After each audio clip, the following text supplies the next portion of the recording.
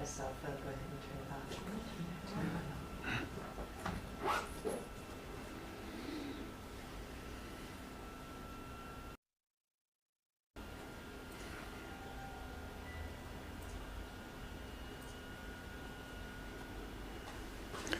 Om Nicho Nichanam Chetanas Chetananam Eko Bahunam Yo Vidadati Kaman Tamatmastam Yenupashanti Diraha Tesham Shanti Shashvati Netaresham Om Shanti Shanti Shanti. That one, the eternal among non-eternal things, the intelligence of the most intelligent ones, who, though ever one, nevertheless fulfills the desires of the many. That one, the realized souls realize as dwelling in their very self. To them belong peace and to none else. Om peace, peace, peace.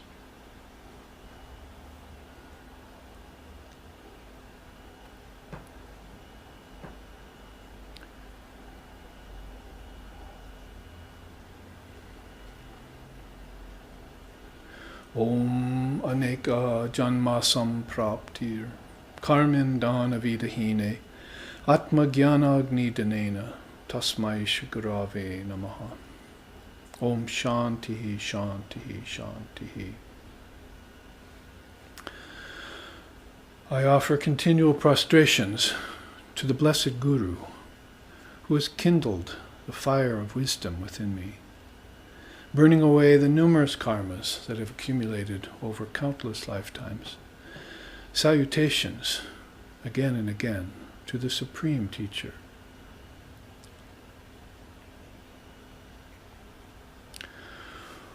Om Sahana, Om Sahana Vavatu, Sahanau Bhunaktu, Sahaviryam Karvavahai, Tejasvi Navaditamastu Ma Vidvishovahai. Om Shanti Shanti Shanti. May Brahman, the reality, protect us. May Brahman sustain us. May Brahman illumine our thinking consciousness. May we not find fault with each other, with the world, or with the teachings. And may what we study be a source of inspiration to us eternally. Om peace, peace, peace. May peace be unto us, and may peace be unto all. Om Hari Om.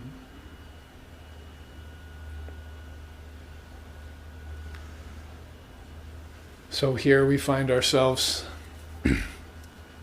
in the second class of a 3-class series on karma and samskaras. That is, neutralizing karma and samskaras. It's not enough just to find out about the presence of karma and samskaras, which is rare enough in the Western part of the world, but also how to pursue a spiritual practice called sadhana and begin to apply those tools in a very definite way, like lasers inside, so that one can strike off all fetters, as Swami Vivekananda says in his poem, and live a life of freedom, which is what is intended to be for the human being who is on the trail of that word that we all love here. Jivan Mukta. Jivan Mukta, yes. If we can become a Jivan Mukta, or gain Jivan Mukti, then we will be a living liberated soul. And I've been fortunate in my life to know a few of those and come to encounter them. And we've been speaking about it just before the camera turned on. Welcome to the live streaming audience, by the way. And talking about Swami Prabhavananda in Hollywood, and how he and one of his Western students, Christopher Isherwood, put together these beautiful scriptures that many Westerners have learned about Vedanta via Song Celestial and the Song of God and How to Know God and the Spiritual Heritage of India, which one or two of my students are reading right now. These great souls that renounced the world as monks, called swamis in India, and taught us also how to renounce the world. That means, as Sri Ramakrishna once said, the monk must renounce the world externally and internally, but the householder has to renounce the world internally only, and then moves among the objects of the senses without getting attached to them. So, either way you look at it, there is karma to be annulled, and samskaras to be reckoned with. Samskara is an interesting word. You won't find it in an English dictionary. You'd have to go to Sanskrit dictionary, and this is why we lend ourselves to Sanskrit. Devabhasha, it's called, the language of the gods, where a whole cross-section of ancient culture got illumined via that language. So it's very pregnant with profound power, inner power, Shakti power, as we call it in Sanskrit. And when you look into a word like samskara, you find it means a mental impression left in the mind stuff. It's a humorous way of saying chitta, or as we say here in the West, chit happens. That is, thought is always rising. And that thought, we know thought is father to the deed, that's a Western saying. So what we haven't looked into is cause and effect in the mind, as opposed to cause and effect just in matter and just in space and in physics and so forth. We haven't reckoned deeply enough to find out where the cause of the outer effect is. Like, say, the material cause would be food, lending itself to the creation of sperm and put into the ovum, and then the fetus, and then the body. Body grows, brain develops. Intelligence visits it, we hope. Not always the case, as we know. And then death. And that's called in India the material cause of things. But there are at least 5 or 6 other types of cause and effect stacked on top of each other back inside of you, what Christ called the kingdoms of heaven within you. So you're encountering a different shade or level of karma and samskara as you move inside of yourself. And when you encounter them, best way to do that, of course, in meditation. Worst way to do it is in life up a creek without a paddle. See, it is when just life circumstances catch up with you, and nobody knows it's really the karma that's accumulating. And so they have to pay the piper, as they say. Swami Vivekananda made a very interesting comment once. He said, those whose karmas come back at them quicker are more spiritually advanced. And those whose karmas take a long time to come around are less spiritually advanced. So, paraphrasing him, but the meaning behind that then is that that person who is on the trail of Jivan Mukti, living liberated condition, whether they be monk, householder, or any other station of life, is got that consideration in front of them. That is, that there are certain effects from previous lifetimes, as we just chanted there, have burned away the countless karmas that have accumulated over many lives. That's one of the verses from the Guru Stotram. And so salutations to the teacher who can do that for us. In this place, Sri Ramakrishna Paramahamsa, Sri Sharda Devi, Swami Vivekananda, SRV, Sharda Ramakrishna Vivekananda, which we like to say spells serve. So we'd like to help serve you a heapin' helpin', as the hillbillies say, of spiritual tools that will help you rid yourself of these unwanted repercussions in life, or at the very least make you more poised and ready, to diminish them. Holy Mother made that statement in her life. She said, where a sword is destined to fall, a pin might at least prick. So you have this huge freight train of karma coming around from previous lifetimes you don't know about. You're going along your merry way whistling a tune, you see. And all of a sudden circumstances change, as we know in all our lives they have and do. And however, you had met a great teacher, and you had come to a fine path, you see, and you had been doing your sadhana and practice, and it's as if that freight train was losing cars on its way to you, you see, or that sword was just, as it arced, you see, was just diminishing until it just turned into a little needle and pricked you. So your karma, although it's an inexorable law, she used to say that, and it's the God of this universe. Vivekananda said, what other God is here besides you? There's no other divinity here but yourself. You don't find us bowing to cows and horses or insects, I hope, although the divinity is in them too. But that cause and effect problem then is what we're looking into today in the second class, and I've brought some charts about karma that will be repeat and repeat, as they say, for some of us, but repetition, we know, is the spice of spiritual life. It's very powerful. In fact, we were just talking about that. If you read the Gita once, say in your 20s, or even in your teens, as some of us did, and you say, okay, I've done that, been there, done that. And then you later on get serious about spiritual practice, and you're in a sangha, holy company, with a guru or teachers, and all of a sudden you just get that advice to study the Bhagavad Gita again, all 18 chapters, in a much fuller way, and you read it a second time, and you read it with asking questions. Atma Vichara, we call it in Vedanta, is inquiry into the true nature of the self. Any Buddhists out there, don't turn away, please, with the mention of the word self. What you call Buddha nature, we call Atman. And what you call Anatman, non-self, we call ego, ahamkara. It's that simple.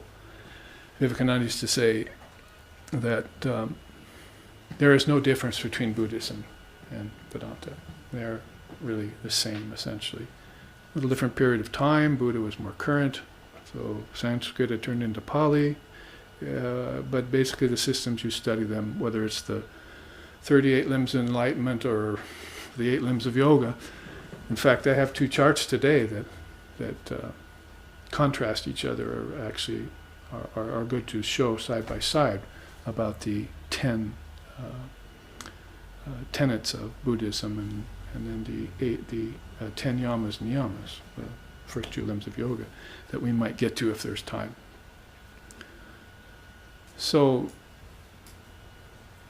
samskara, to finish up a little bit of a preamble about that word, is a mental impression in the mind stuff. That is, in your thoughts. Why do we think the way we do, and so forth? Why are people the way they are? And why are some enjoying, some are suffering, others are high-minded, others are very low-minded? Why is one born a genius and another born a fool, and so forth? Questions that are all in the why category, which happens to fall right into Maya's domain. We say the 5 W's are why, where, when, and what. See, so why would be cause and effect, when would be time, where would be space, and what would be objects, matter. But who is the question, is the 5th W that stands apart from those 4. And that's a doorway out of Maya, out of the Maya of who I thought I am, who I think I am, and into the deeper level of consciousness of I am, you can say, or Tattvamasi, this Tattvamasi, this self is Brahman, or that thou art. Those kinds of great sayings in India. So, all these questions that we ask why really can be traced to this knowledge of samskara, mental impression. We often use that very familiar and favorite story of Sri Ramakrishna Paramahamsa, of the camel that eats thorny bushes. And because it eats the thorns with the leaves and so forth, its gums get lacerated, and so it's always loves the taste of thorny bushes, can't give it up even though it's bleeding out the mouth all the time. And he uses that as an example of a samskara that's built in the camel brain, the camel psyche, if you will. And so it goes to death with this strong desire for the taste of thorny bushes. And so if you fast forward that into a next lifetime, that's why so many camels are born, you see, and so many cows. grazing on grass all day, if you've ever watched them. We have a couple right outside our house up in the country and watch them all day. All they do is stand and eat grass. Although today one of them was looking up to the young avocado tree and sticking out a tongue about that long and trying to get the leaves down and eat them. So samskaras in the psyche then bring species back. It's called reincarnation. So reincarnation isn't just a myth or just a hearsay of some small group of individuals that come from India called seers. It's a very powerful way of reckoning about and answering these questions that otherwise don't make any sense to us, and why we haven't made sense out of relativity so far. We end up studying relativity instead of concluding about it and backing off from it. And witnessing it, as it's said in our tradition, sakshibhutam, becoming the witness of phenomena rather than being pulled into phenomena all the time, because phenomena is where you build this karma, action, reaction. But if you were a witness and stood back and didn't participate so much, you'd see your karma start to diminish exponentially over the time that you were able to maintain a witness position. And in the meantime, you have what Patanjali, the father of yoga, calls the karmas that you're annulling day to day, but then these karmas that are coming from a previous lifetime. See, sanchita as opposed to prarabdha. And then agami is karma in the future. And then there's this other very insidious acid-like karma that's putting out fires, we call it. It's called, I like to put it in with the three karmas as a fourth karma called kriyamani. Something coming out of nowhere that you don't have any explanation for. So this past karma then, the results of that are coming to fruition in this lifetime. That's called prarabdha. Prarabdha is like, if you were to live it out in this particular life. It's like an arrow already shot out of the bow, so you can't call it back. It's not like you can look back to your past karma and with some sort of sadhana you can annul that freight train that's coming towards you. You can look forward to your future karma and say, well, by not doing certain acts now, I won't have to suffer the results later. Or enjoy the effects later, because enjoyment is as problematic as suffering is. Maybe more so.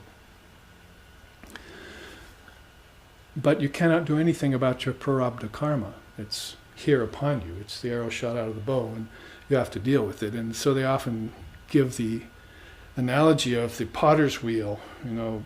He's pushing it with his foot, and the clay is spinning, and he forms the perfect pot. Because it's spinning, he can see all the angularities, and then just smooth them off, and finally come up with this perfect pot that just looks like a candle in a windowless place. You see, as Krishna says in the Gita.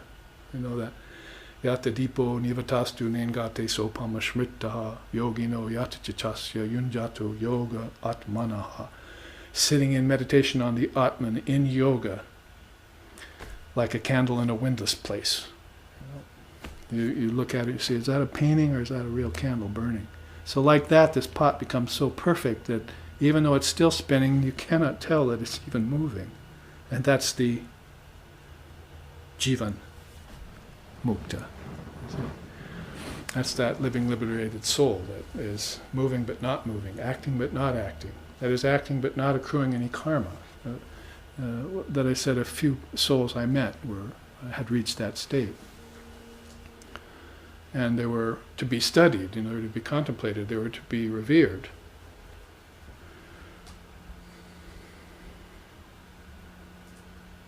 Tad vidhi pranipatena pariprasyena sevaya upadekshanti te jnana jnaninas atma darshanaha. So the student approaches that kind of a soul with prostration, with worship, reverence, and with service. And then that one initiates them into the highest wisdom.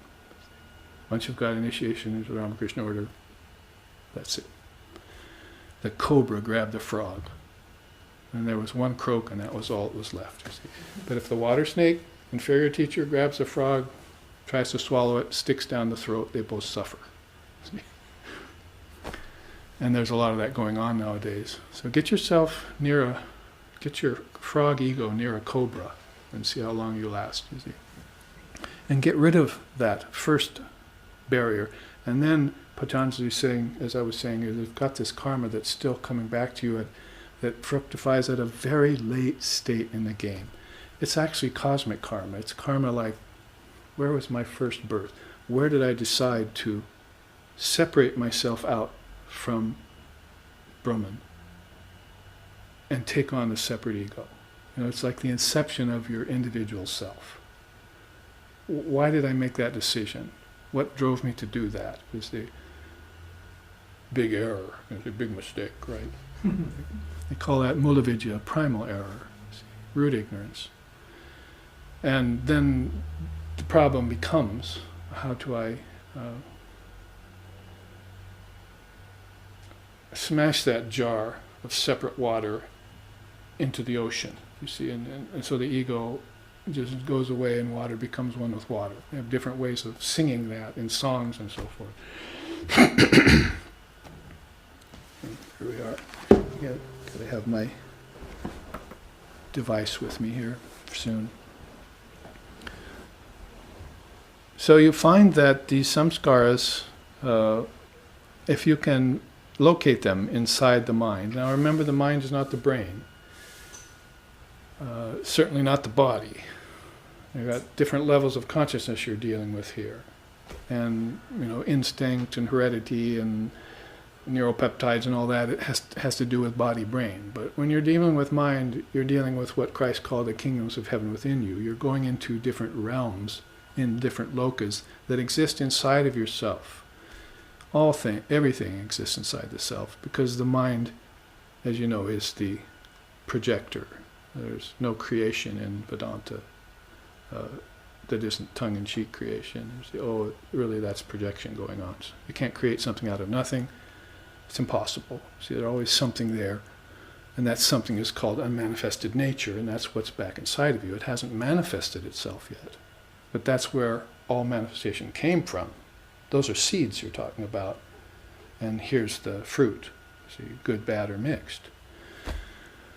So you have to then understand that cause comes from a more primal place. There's even a remote karma that's going on. A causal karma, a subtle karma. There are different levels of karma that have to do with each one of these different realms back inside of you.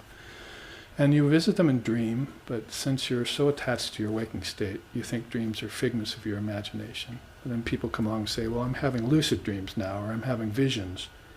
And then someone else comes along, like Gaudapad, and says, well, actually, I'm going into deep sleep consciously.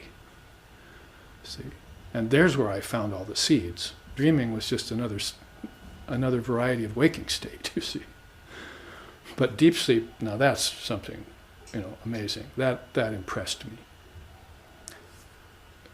So back there, I actually found that I was impressed by impressions, samskaras. We find the source of these things in seeds, bijams. See, that's why you use seeds, bijams in your mantra to annul these other seeds. Like Sri Ramakrishna said, you strew paddy, what paddy is, right? Rice seed. And you strew that before the rainy season and come back, and it's a riot of growth. But if you just put that same paddy in a little pan and just hold it over the fire for a few seconds, see, half a minute, then strew it before the rainy season, come back, nothing. The power for the seed to germinate was burnt by the fire. So I salute my guru for helping me burn away the numerous karmas that I've collected over previous lifetimes. And I burnt that with the fire of knowledge. Jnanagni danena. Jnanagni. So if I can successfully and effectively burn out, after I've dealt with the karmas of this life, of course, because those are those fires that are coming up, maybe the distractions that are pulling you away from being able to sit in yoga like a candle in a windless place. then I can get to these inner karmas that, if I don't, will come along later and spoil my bid for true meditation, see, for non-duality, for Advaita, for nirvikalpa samadhi. What Father of Yoga called a sampragyata, ironically enough, seedless samadhi. See, seedless samadhi. There are many seeded samadhis, like samadhis of wisdom and samadhis of bliss. People are having those maybe if they are practitioners, but they don't get to that initial root ignorance that caused this misconception of separation of mankind from God. What caused that misconception when the two are always one? Sense of separation, out of that comes sense of agency, out of that comes sense of ownership. See, so it's like a 3-step descension into Maya. First I separate myself from the whole, big mistake, as we said. And then I begin to think that I'm the agent of everything I do. And then after that, the things that come out of me I get attached to, sense of ownership. See, that's really mankind's predicament, is that thinking by some false teachings that they got over generations, talk about past karmas in a culture. They come into this world thinking that God, there's a creator God.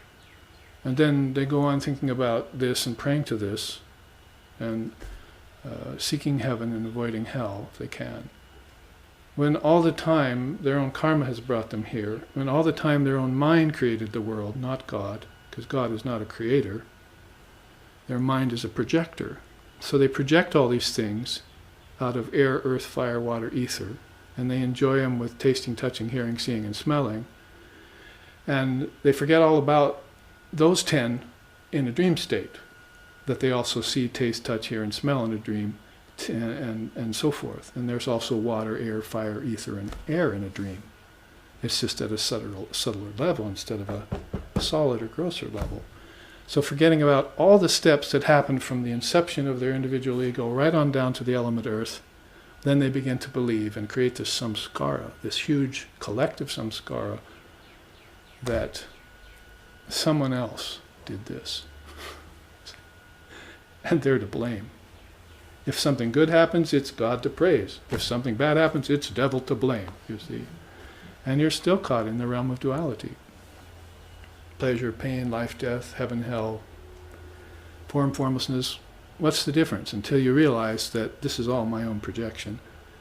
And if you put together billions of souls who are doing that projecting, then you've got this very solid mass of karma and samskara that you're going to have to see through. Utitasta jagrata, varoni bodha,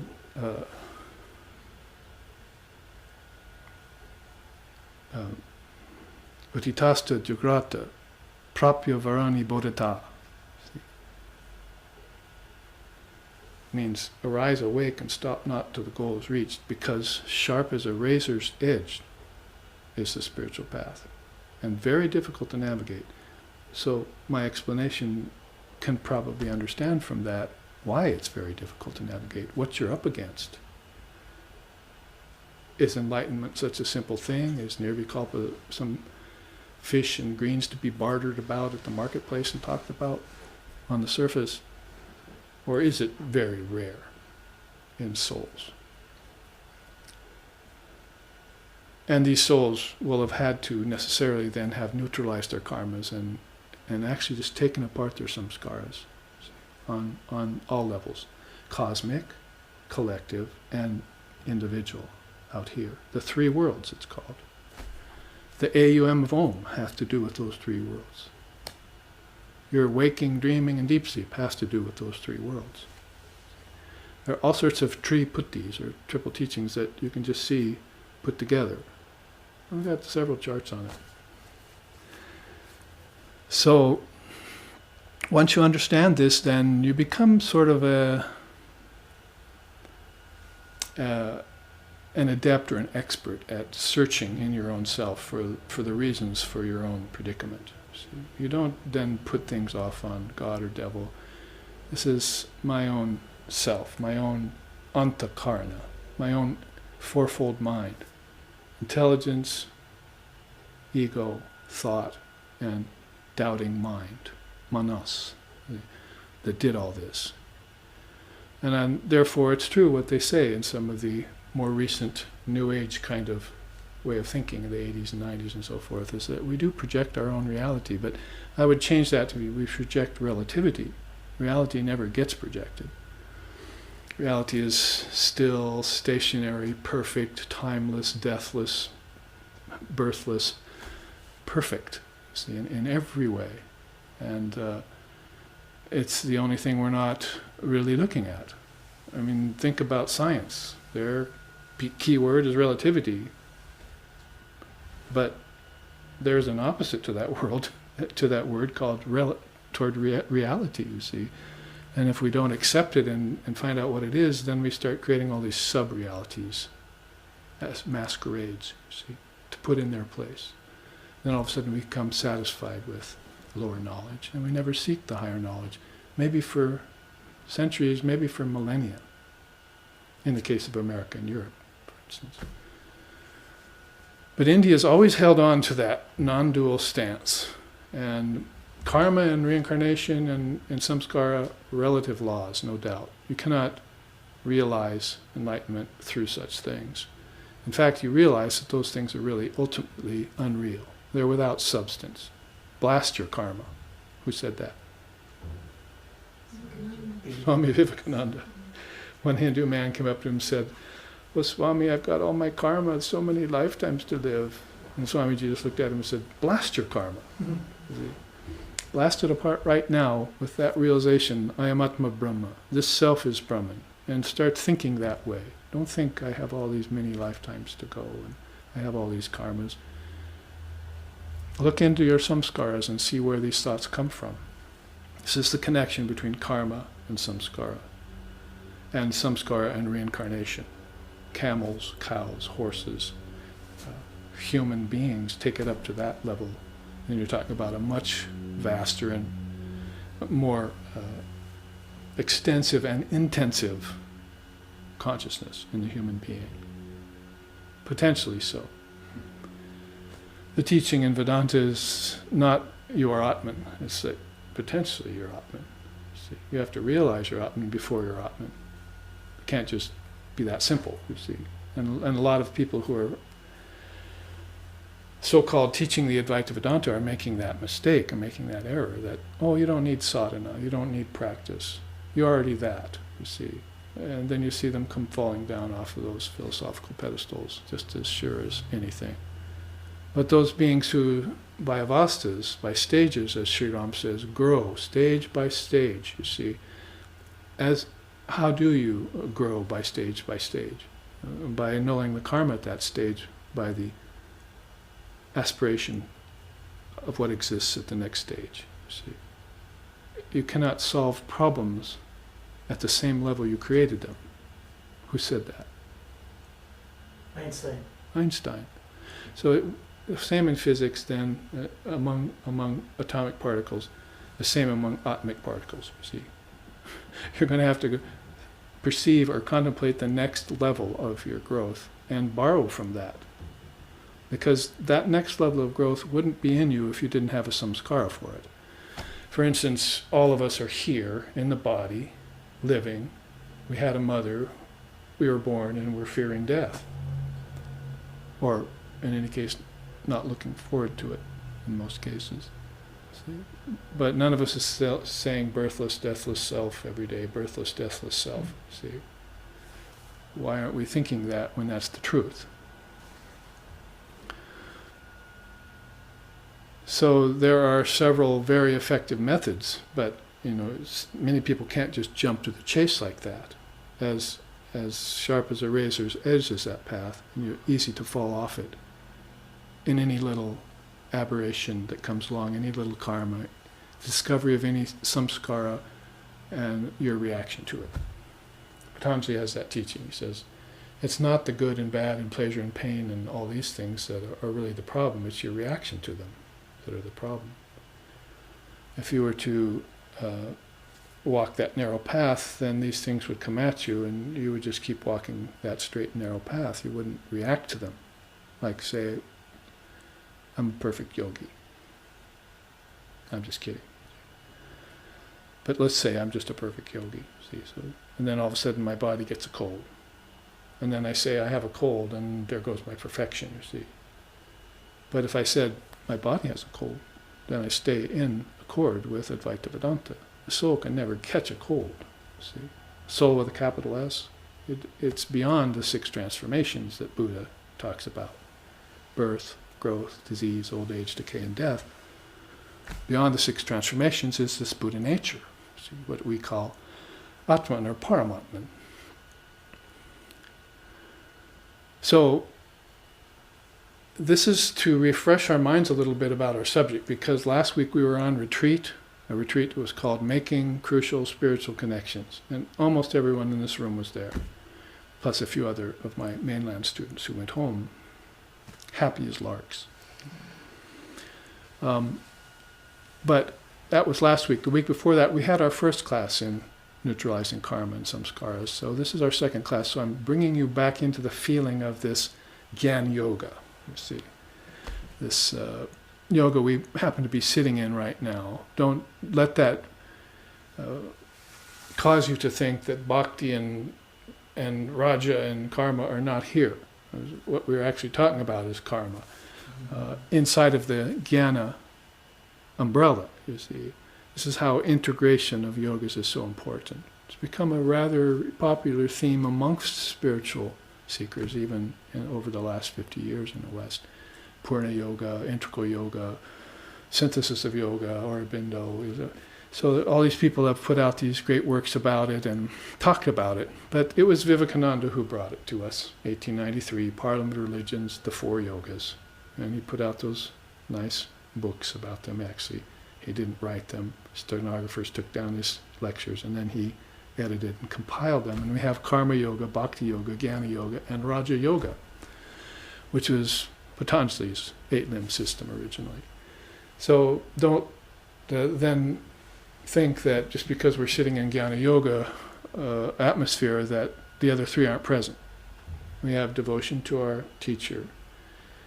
We are practicing right now inner action, not outer action. We sit here together, many of you cross-legged and so forth, and try to contemplate and implement these tenets of teaching.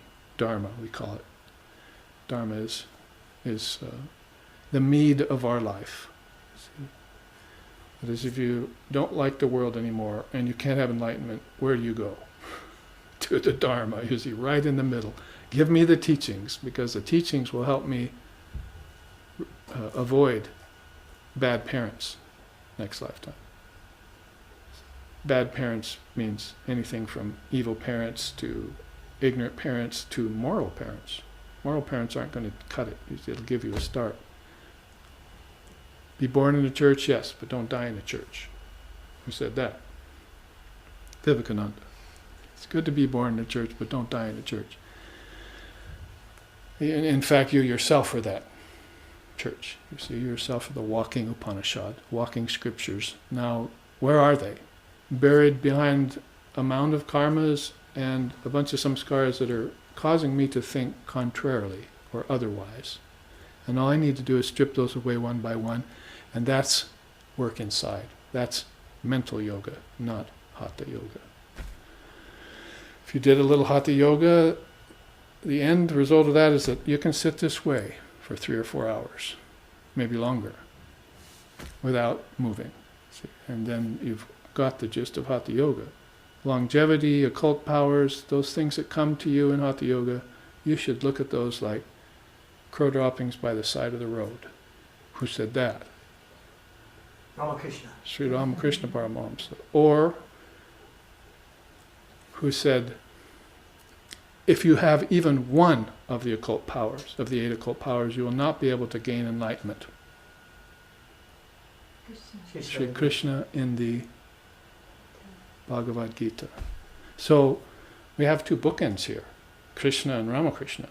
You see, they're both talking about the occult powers as being something that no person in their right mind would even go near. So Hatha Yoga is not included in the 4 yogas. Hatha Yoga happens to be a little bit of the 3rd limb in an 8-limb system, see? Although it has its own scripture and it has its own following. So when you want to get to the cause of why you can't sit, or why you don't breathe right, or why you can't think straight, you have to go to the source of things, which is not the body, this is the mind. The mind is the source of everything. This is called mind-only schools. Buddhism is one, Vedanta is another, Yoga is another, Tantra is another, Samkhya is another, you name it, they're all mind-only schools. They know that everything came from the mind. And the mind isn't just my mind, but it's the collective mind of me, my ancestors, the celestials, the deities, gods and goddesses, the Trinity. And I won't get beyond the collective mind probably to the cosmic mind until I reach something like the Trinity. And these are all kingdoms of heaven within me. They're nowhere outside. See, they're in consciousness, not in matter. And that's why Vivekananda called himself Swami Vivekananda. Because Vivekananda is the discrimination, the power of discernment which separates the wheat from the chaff. Here it is. How about that? Does oil mix with water? Why, yes, Babaji, it does. Watch that. In other words, meditate on it for about 30 seconds, 45 seconds, and you'll see it separate just as sure as. So, it's that spirit and matter do not mix. When you're talking about oneness, in what's called New Age thinking, you're talking about what Sri Ramakrishna called green coconut oneness. The coconut is all one mass when it's green. But as it matures, it turns into 5 layers with a kernel inside rattling around. 5 layers are the 5 sheaths. Body, prana, which you have to find out about too. That's life force. Man does not live by bread alone type of energy. Mind, intellect, and ego. Those 5 coverings you took on by degrees as you came out of the non-dual Brahman and became embodied. But you brought your Atman with you and you just covered it by 5 layers as you went along. Well, that coconut, you're going to have to shift through 5 layers to get down to that kernel inside, which is called Atman, or the divine non-dual self of mankind, Buddha nature, if you will. Brahman, Allah, Almighty Father. See, that is that essential, non-dual, immutable reality over which these coverings form. Sri Ramakrishna said, like scum on a lake. You can just see yourself only when you take a little effort and spread that scum. And then it comes dancing right back. See, he said, that's Maya. It's the queen of all 4-letter words, we call her. See, Maya. So there are many elements that work into this razor's edge path and also work into losing your way along the path. Vasishta made a beautiful remark in Yoga Vasishta once. He said, if you get to the end of your life and you still have desires, then something's wrong.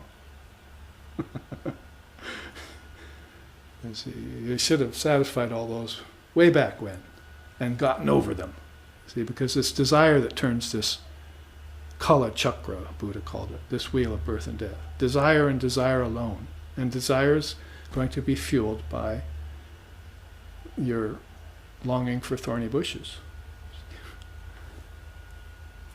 Hopefully you won't ever be born as a camel again. There are Indian philosophies that think about the possibility of being born as plants or animals and so forth, regression as it were. But the general trend of things for those of us who don't want to have the bejesus scared out of us, you see, is that we're human now and we can stay human and we can also progress towards realization of the divinity within us. As I said earlier, Vivekananda stated, there is no God other than yourself here. mankind is God walking around on two legs, is how he put it. And it was quite a startling thing to hear in 1893 if you were Presbyterian or Lutheran or Methodist or Baptist preacher. Plus a man who was there exemplifying it, you see, with absolutely no doubt whatsoever. And with the predilection and penchant to go at that kind of superstitious religion and remove it from the minds of people. So you can imagine he probably wasn't all that popular in America at the time. He had a small following, really, like Ramakrishna did when he was alive. But from small beginnings come what? 5 million followers now, since Sri Ramakrishna was here. So this is the growth of, well, it's the death of ignorance. And where ignorance dies, then comes this so-called growth of Jnanam, or higher wisdom. Now let's look into some of it. Oh yes, by the way, it did separate. So it proved me a man of my word in this case. So matter and spirit, they don't mix. And in fact, they're one in this one way only, is that matter has come out of spirit. This is how you can make sense out of it advaitically. But all matter has come out of you. It's not that, you write some romantic song back in the 60s, we are stardust, we are stardust. It's the very stars, which are suns in the sky, came out of you as thoughts. This is how powerful thought is. It's much more subtle. Intelligence, much more subtle. It's the fire of self-knowledge that's in me that burns away all the obstructions in my way, you see. Lights my way. The lamp of wisdom, Krishna says in the Gita. So with this again as a sort of introduction to our second class, last time, as you know, we looked at some of the charts of karma, cause and effect, but I started out showing you the Brahma Chakra. The Brahma Chakra was a chart I created from the first chapter of the Svetasvatara Upanishad, which was, there is one reality running on a belt.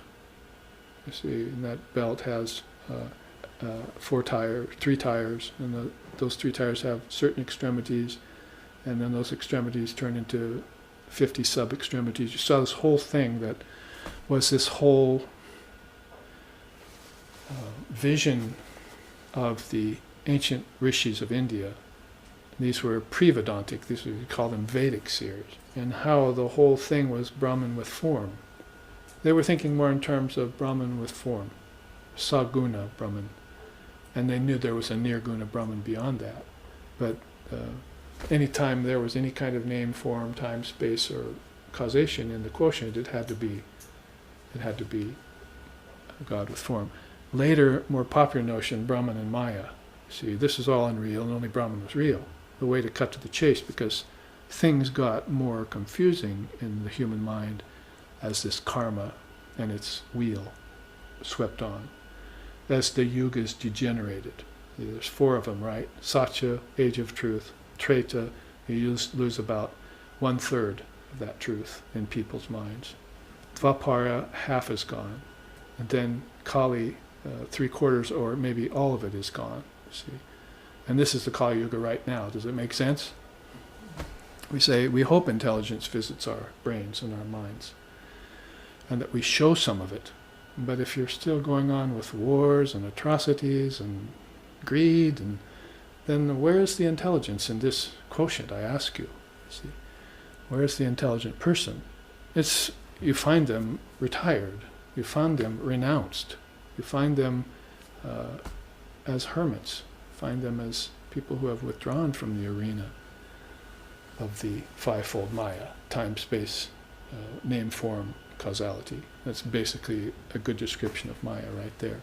And they're looking into timeless things, into formlessness, in meditation, into I have no name, because if I have a name, I have to take responsibility for it, you see.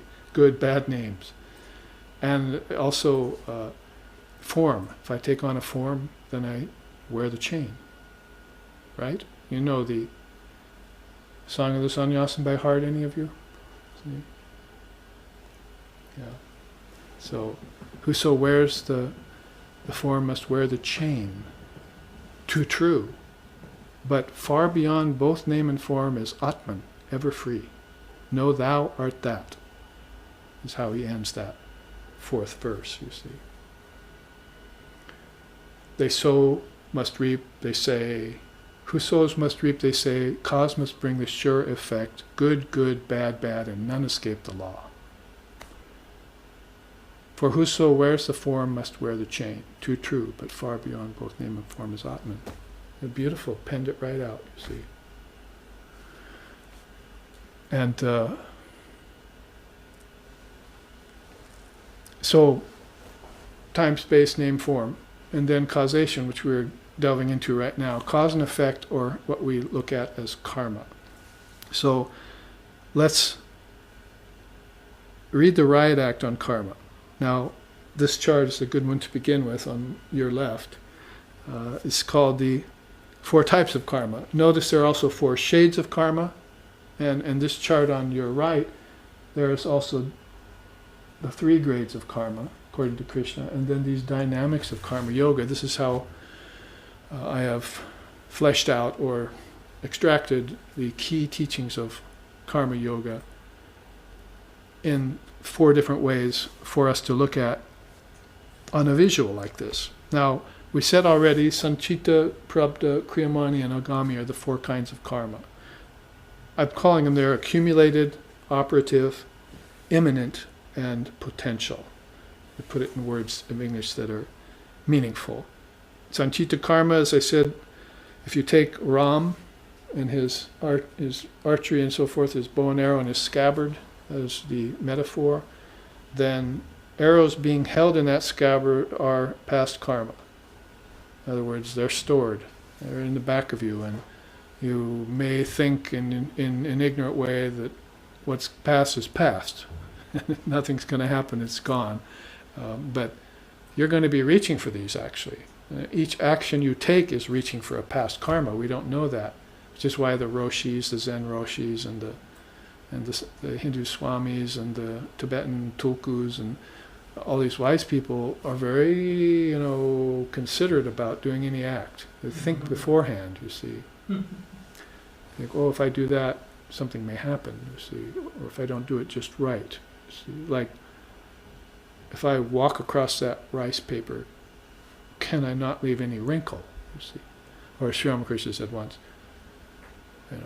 a bird flies through the sky but leaves no trace. Can I be like that?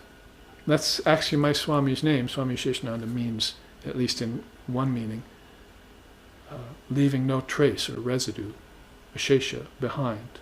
The bliss of leaving no trace behind.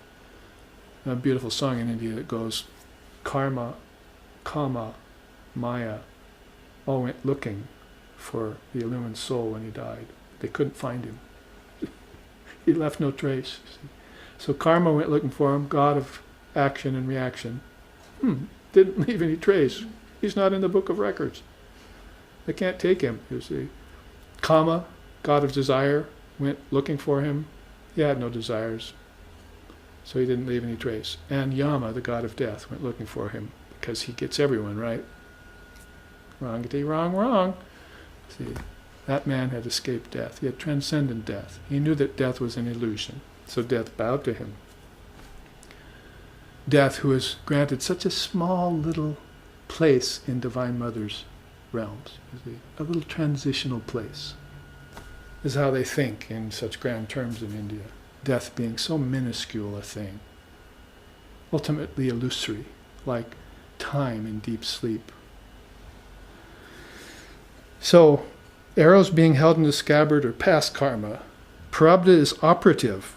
That is, that wheel that's still spinning. I didn't really finish that story, but when the potter sees that wheel is perfect, he walks away, but it's still spinning. That's a good example of explanation of Prabdha karma.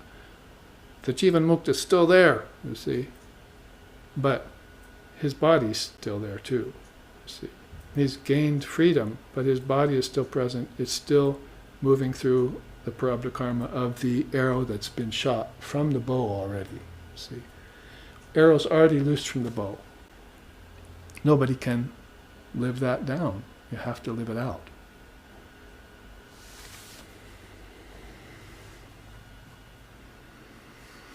Kriyamani, let's skip it for a minute because it's not one of the main karmas. I just think it's very interesting to put it in, but let's go to the third main karma. Agami is potential or future karma.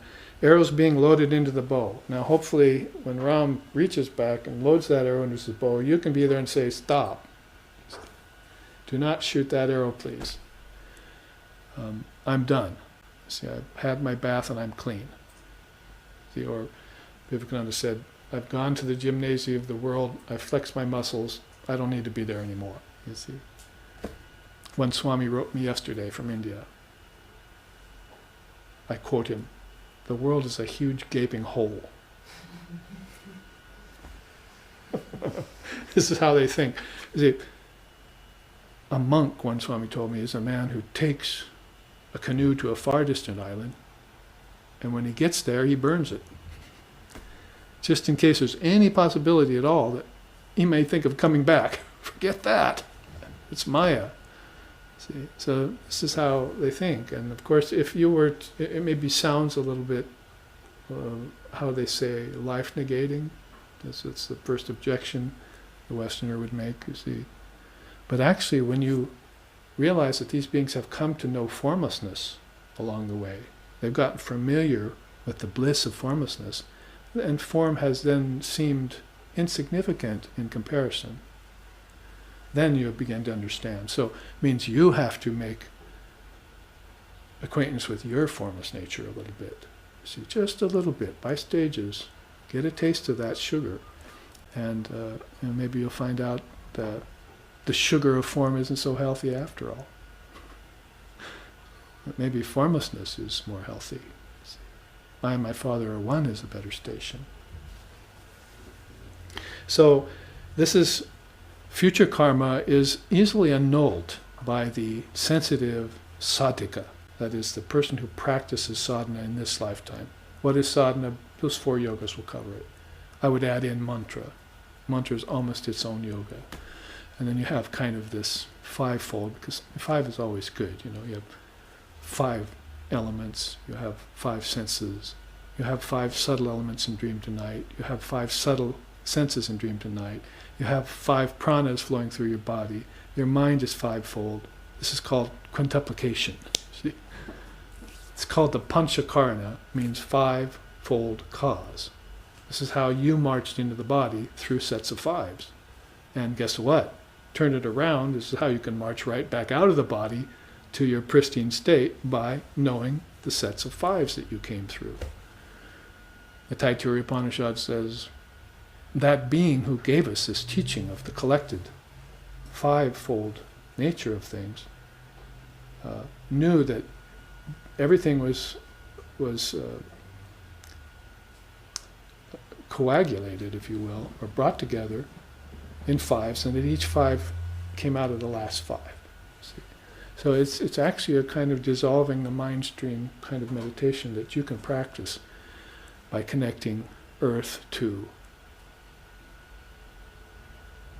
smell, and water to taste, and fire to sight, that's an easy one, and touch to air, and hearing, the most subtle of all senses, ether to ether. The 5 elements go with the 5 senses. Not just go with them like a dating or something. See, they actually are intricately connected with one another, and that's how you got into this realm of 5 senses, 5 elements through the 5 senses. And how you can get back out. And say you want to purify the 5 elements, then you want to purify the 5 senses, and then you want to purify your dream state, because those 10 came out of this inner 10, you see. This is how Lord Kapila put together the 24 cosmic principles, which I would really call 25, because if you add God's mind into the 4-fold mind, you have a 5-fold mind. Not a teaching that's been put out there, but I'm putting it out. It's got to remain,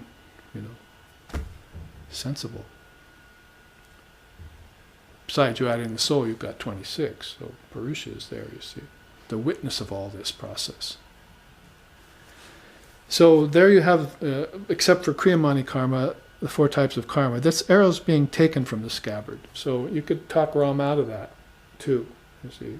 In other words, there are, as Ram Prasad sings in one of his songs, white beetles are coming out of the woodwork. I don't know where they come from. I don't know how to get rid of them. That's Kriyamani karma he's talking about. In other words, my mind is brooding.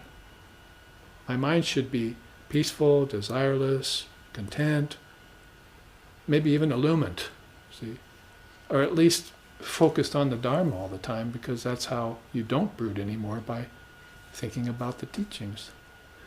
But it's not. Instead, it's thinking of all these little white beetles of desire and problems that are coming out of it. It can't be still, see. Oh, Krishna, I deem the mind to be as hard to tame as the wind. Who said that? Arjuna, yeah. On the battlefield, he had problems. There were collective karmas brewing. He had to go heal his relatives across in the other army. That's how the cookie had crumbled. You think he was a happy camper about then? It's dropped his sword, you see. So, we'll study the Gita more later. But it's very much an example of this kind of karma at the individual and collective level. How you've come into families, like the Pandavas and the Kauravas, and how these clans got into odds, how one was demoniacal and one was divine, basically. And so it's a reading of life overall, and past history, right up to the present time. So this Kriyamani karma then is perplexing people. It's coming out of nowhere. And you end up putting out fires instead of meditating on your divine nature. Pleasures and pain both are these kinds of fires. Oh, I think I'll go for that pleasure. I think I'll try and shun that pain. And so you put it off and it comes at you from another direction. The snake raises its ugly head. You see it everywhere you go. So you want to annul these. You want your path to be clear. See? And so mind is path. Clear the mind, you'll clear the path. If thine eye be single, you shall know the truth, isn't it? And that third eye is called Jnana Chakshu, the wisdom eye, by Sri Krishna. He's one of the greatest teachers. That's why we would sing to them. Gurur Brahma, Gurur Vishnu, Gurur Devo Maheshwara, Gurur Eva Param Brahma, Tasmai Shri Gurave Namaha.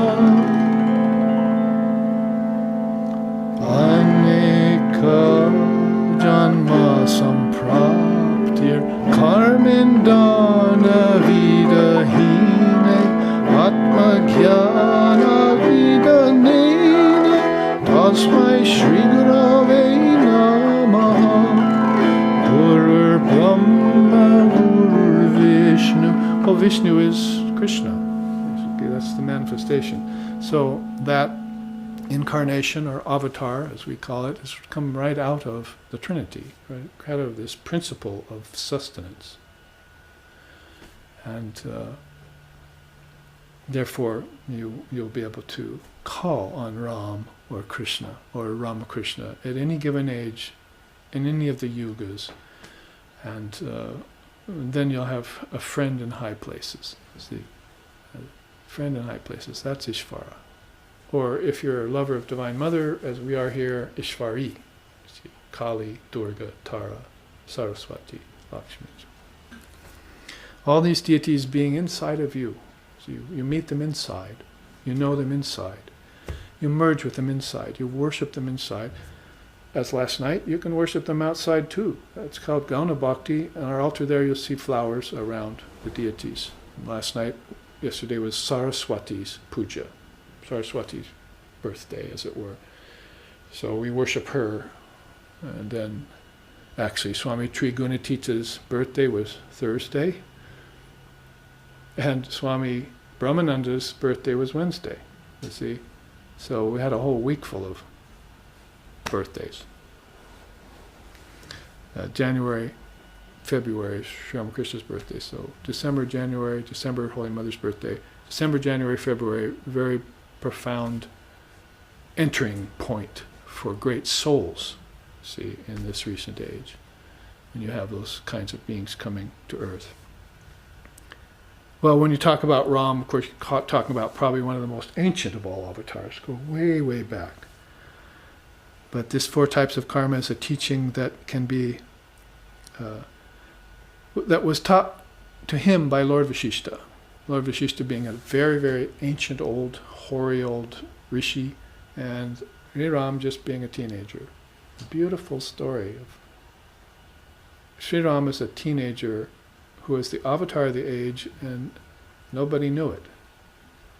12 souls all on earth at that time, amongst a very illumined population, knew that Ram that God had incarnated in a body. Nobody else did.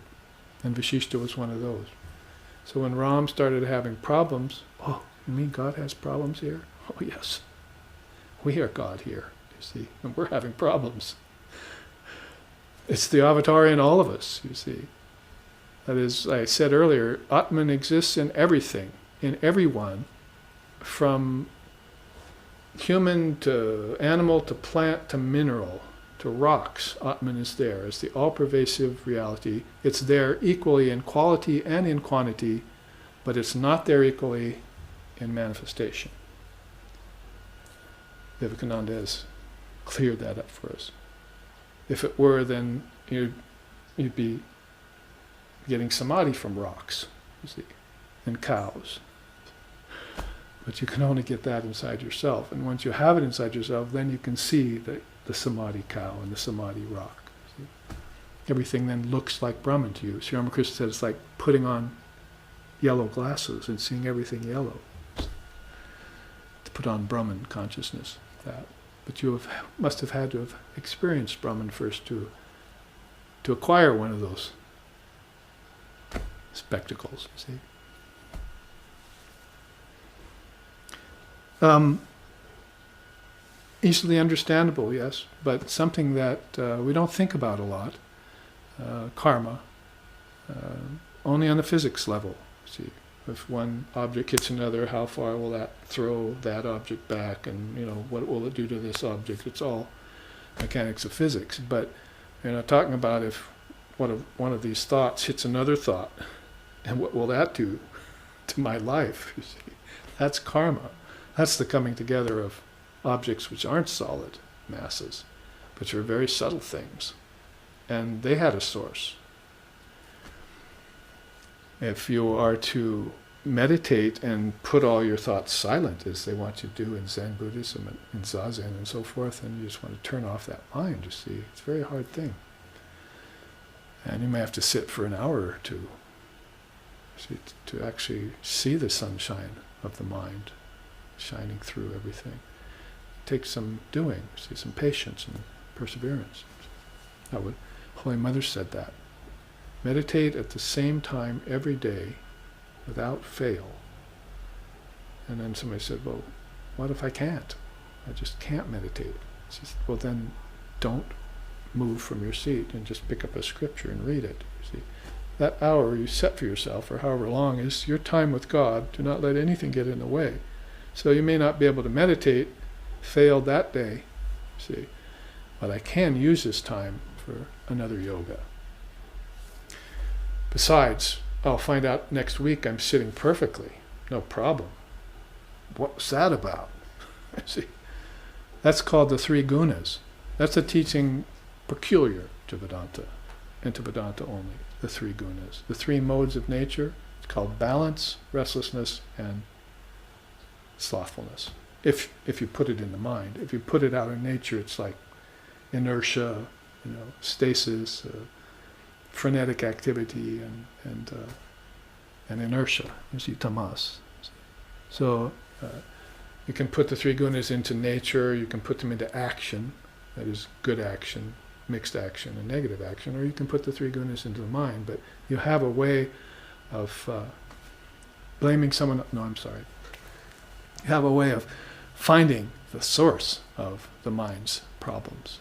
It naturally goes into tamas and rajas. It naturally does that. It's not your fault. Otherwise, Christ would be imperfect because he had the dark night of the soul. Buddha would be imperfect because he met Mara under the bo tree. What happened to their great minds? The gunas happened to them. Nobody escapes the gunas.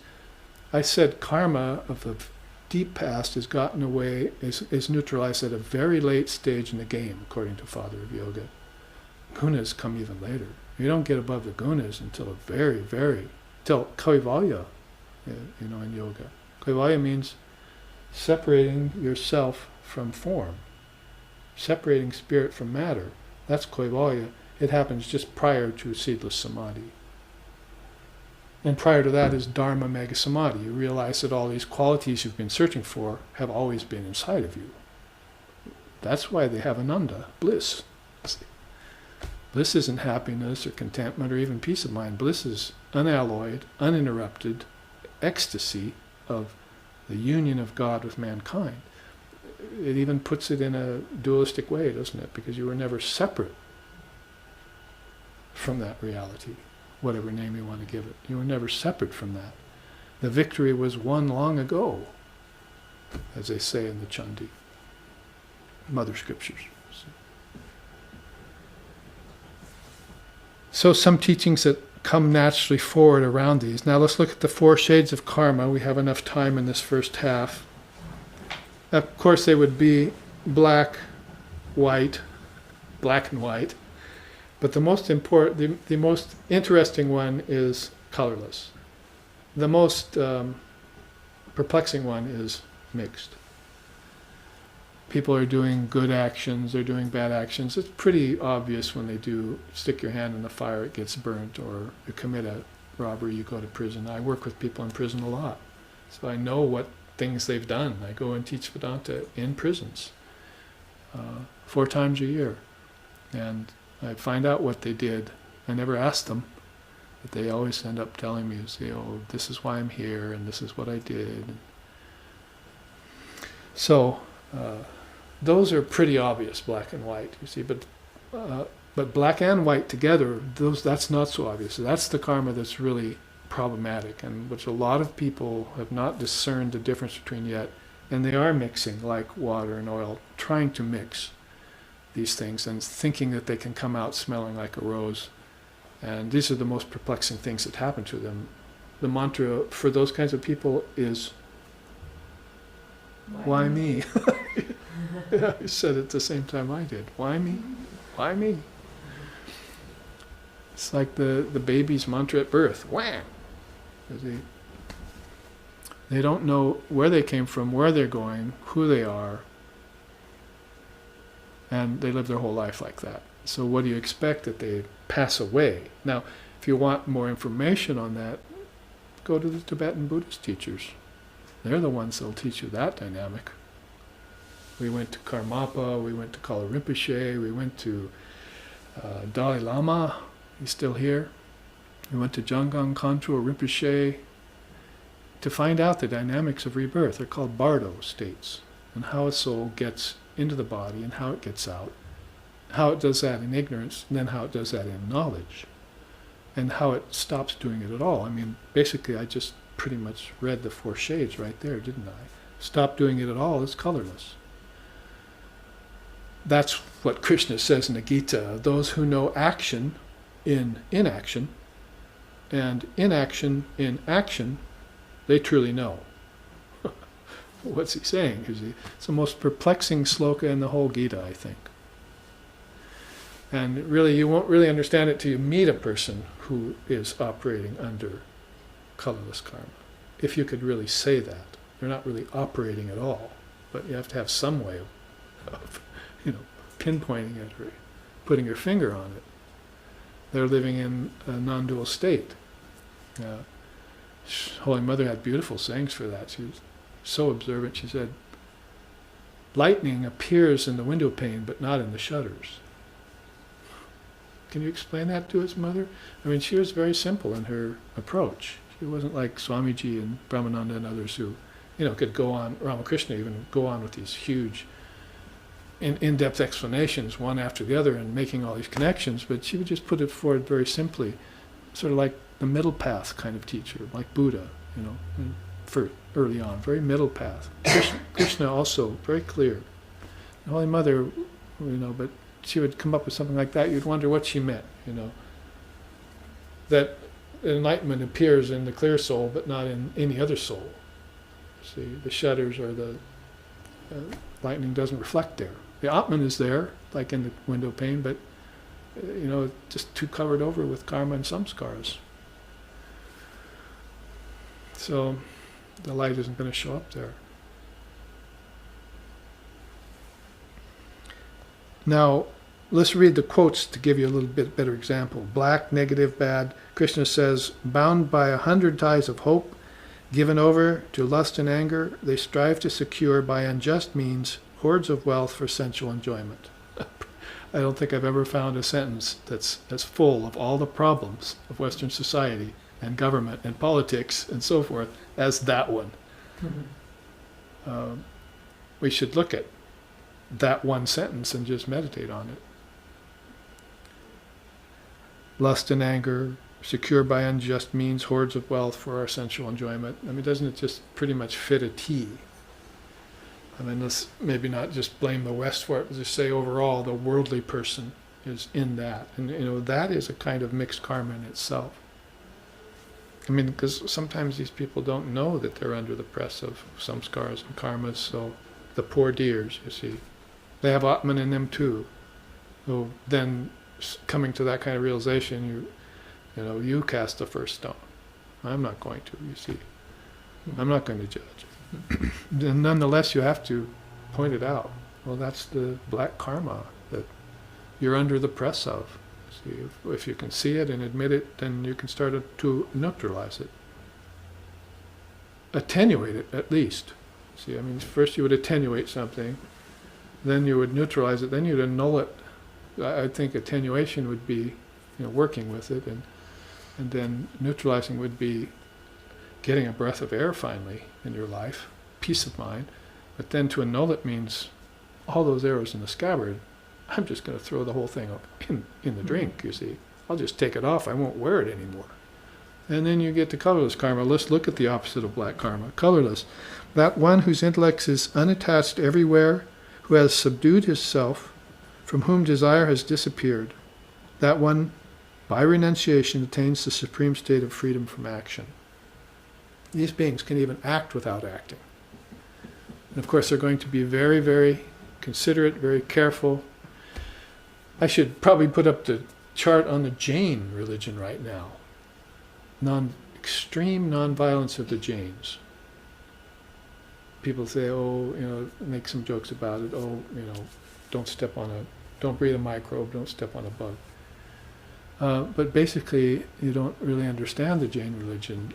They know things die and things are born, apparently so.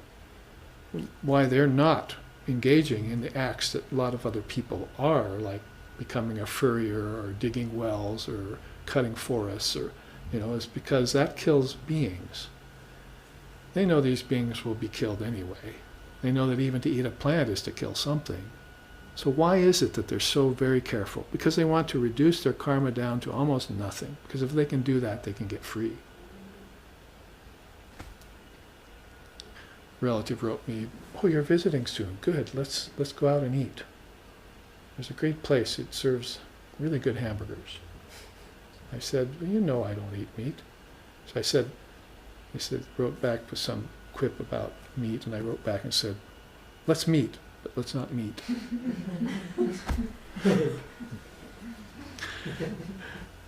So they reduce their karma by not leaving their village, even if they get an invitation to come to some distant village to cut wood or to whatever. They're going to stay right in their own little area because they reduce the karma, and they're just happy there, and they can deal with that karma that comes up, see.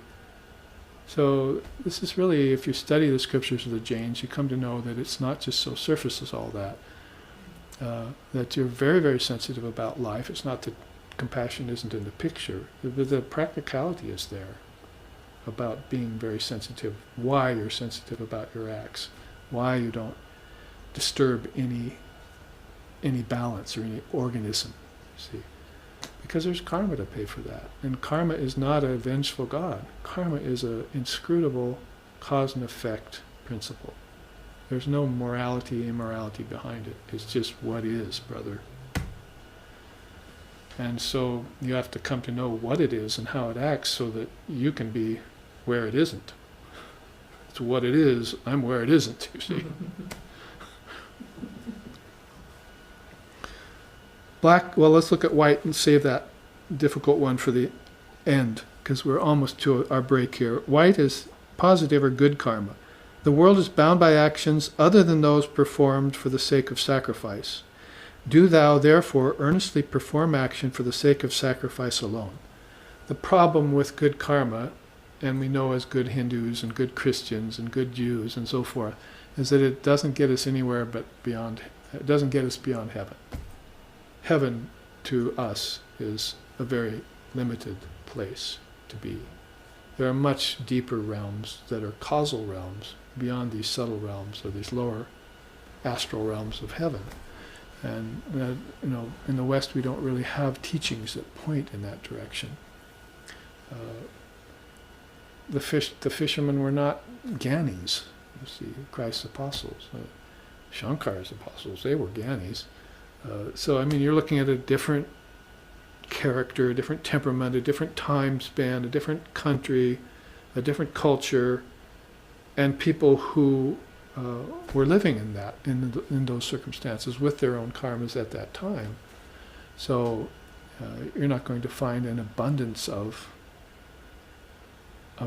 deep jnanam in Christianity.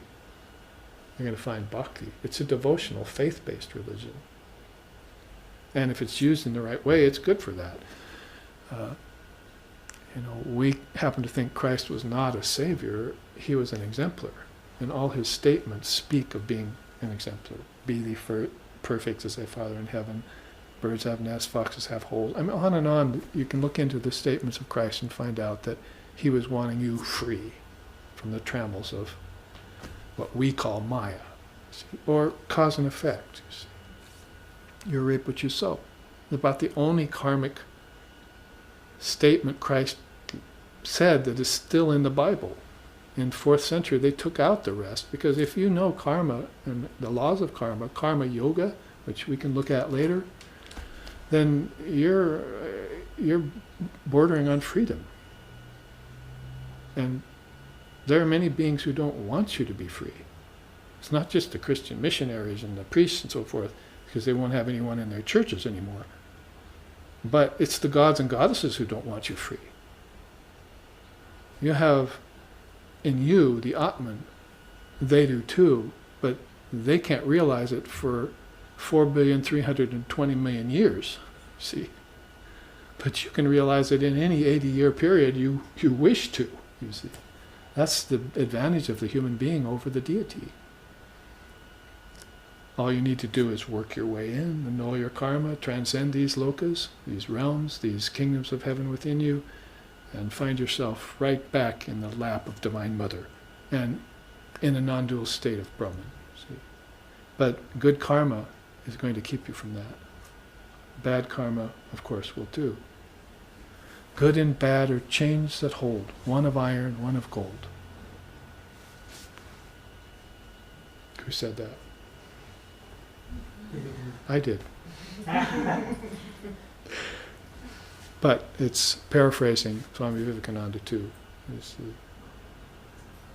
Strike off thy fetters, bonds that bind thee down, of shining gold or darker baser ore. Love, hate, good, bad, and all the dual throng, no slave is slave, caressed or whipped, not free. For fetters that of gold are not less strong to bind. Then off with them all. Say Om Tat Sat Om. Yeah. So good and bad have to go. It's a duality. And dualities from the grossest, pleasure, pain, right up to the subtlest, form and formlessness, they're going to have to be transcended by you in deepest contemplation. Just finish off with black and white, and then we'll take our break. Motivated karma is, actually, before I leave white karma, the world is bound by actions other than those performed for the sake of sacrifice.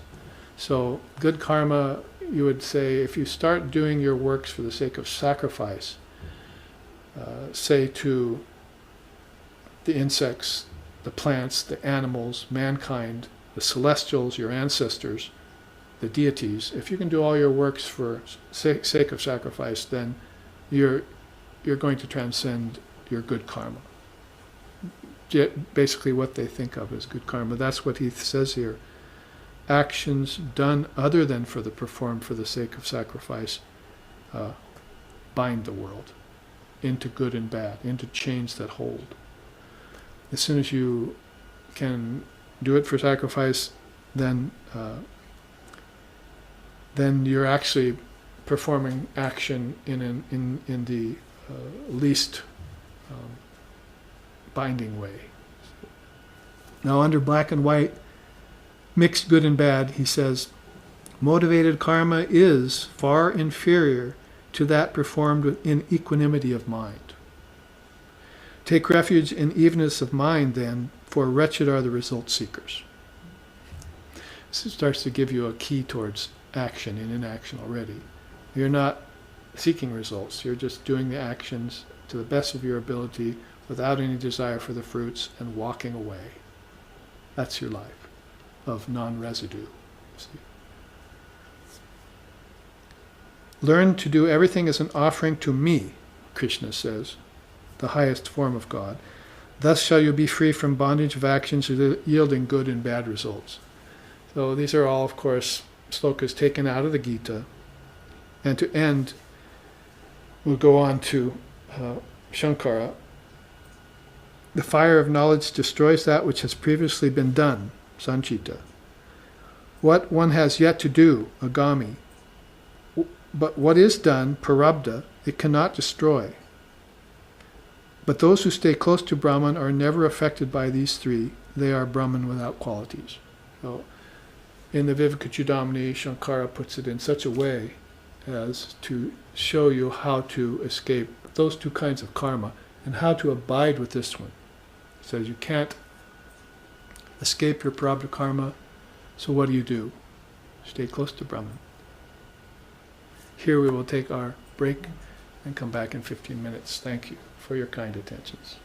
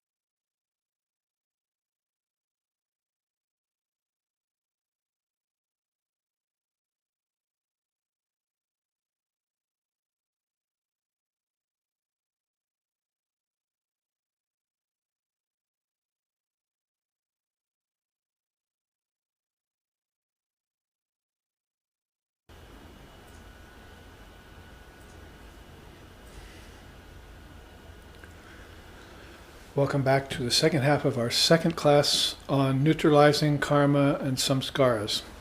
Karma, cause and effect, samskaras, mental impressions left in the mind. Not in just the brain, but in the mind and its thoughts and its intelligence, a composite package called antaha karana. Fourfold mind answered a lot of my questions when I was in my early 20s to find out what the mind consisted of. That is, the doubting Thomas mind is manas, and then it has ego, of course, ahamkara, which is kind of in charge of the show.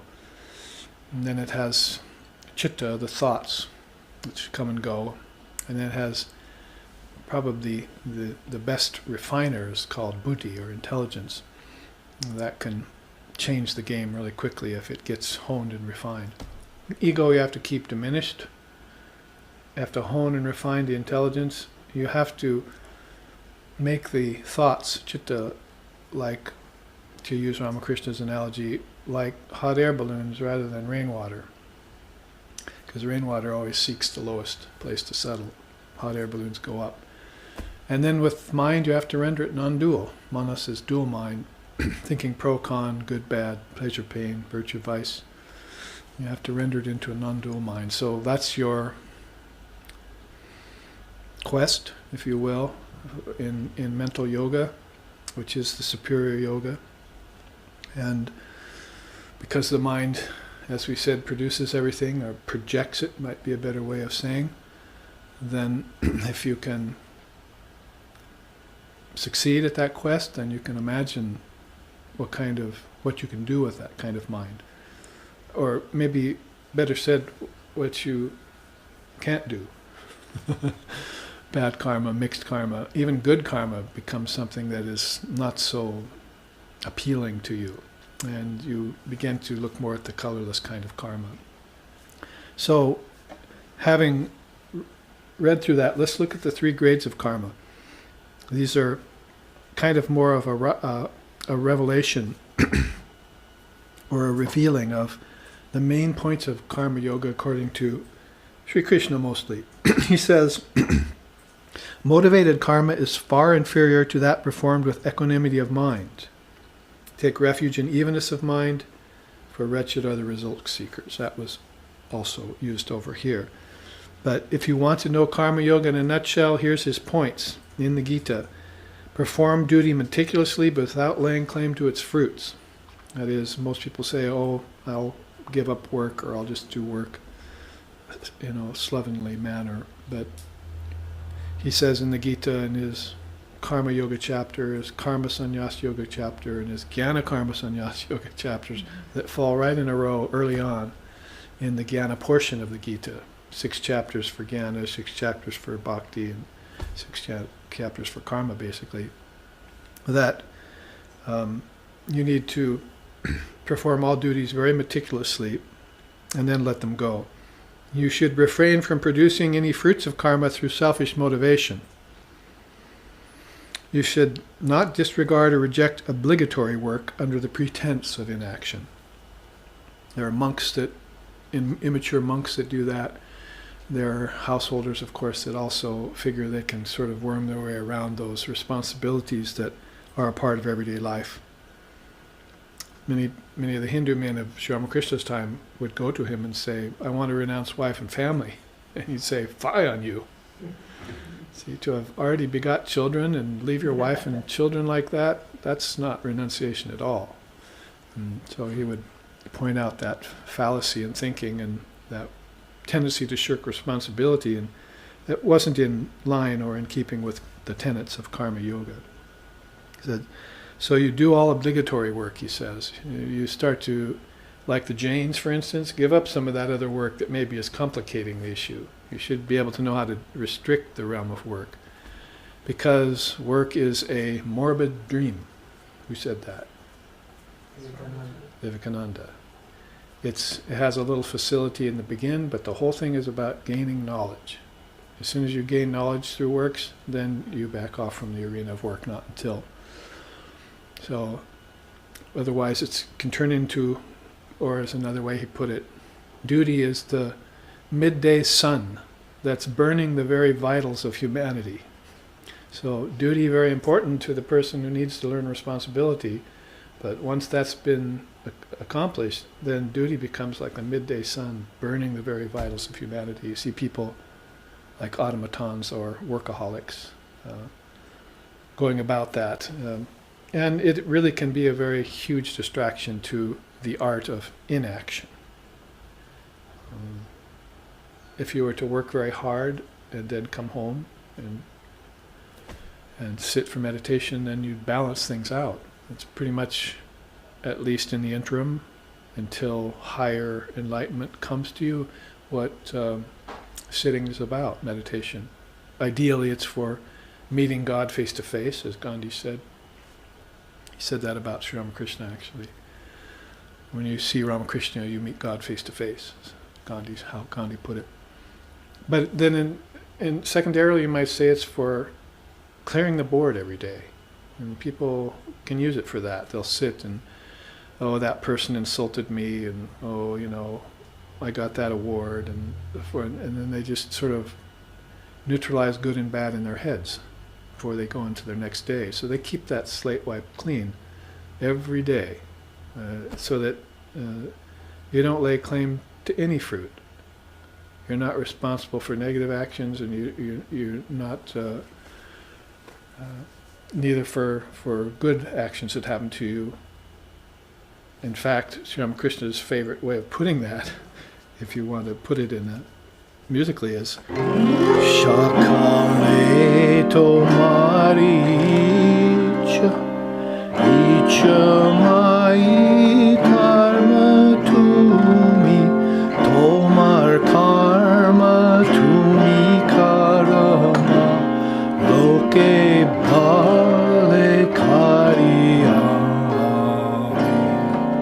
anke bar kara kari angure langao giri kare dhoma brahma pada kare kara adogami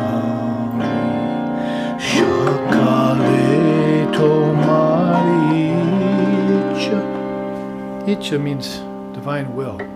It's one of the four Shakti powers of Mother. So it means here, O Mother, all happens according to your own sweet will. Others do all work, but all work is really yours. They just call it theirs. They call it their own, but it all belongs to you. You're the self-willed one and the source of all living beings.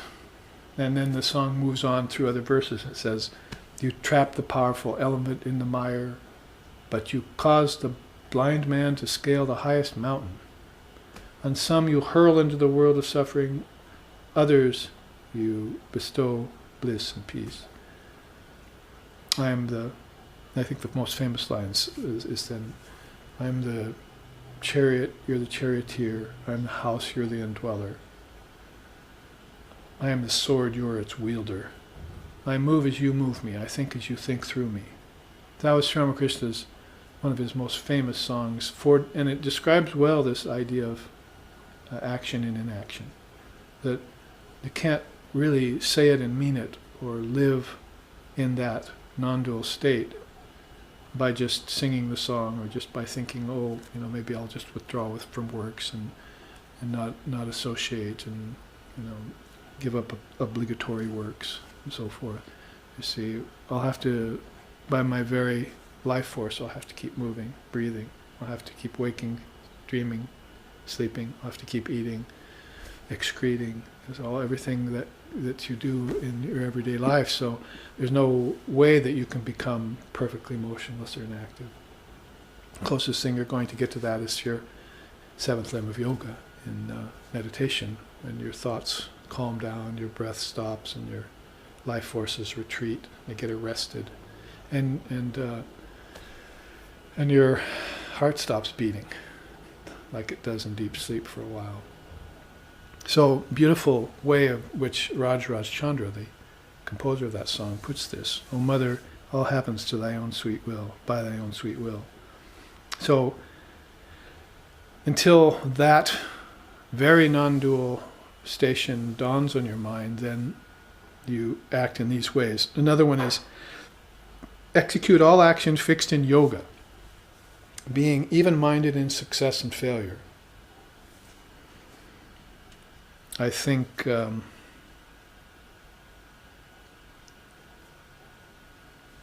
another way it's put in the Gita at a different time is that you don't do any actions with a restless state of mind, nor do you do any action in a tamasic state of mind.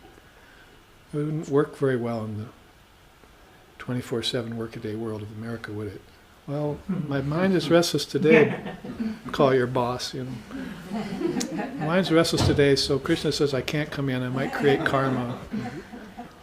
But that's basically what Vivekananda said. He says you shouldn't go out of the door of your house. You shouldn't leave your house if your mind isn't in that balanced state, because that's what you can actually leave the house in a balanced state and create, meet up with situations that completely throw you off balance. So it's at least good to start with that meditation each morning and end with it, you see, so it keeps that playing in the fields of the Lord, if you want to put it that way, even.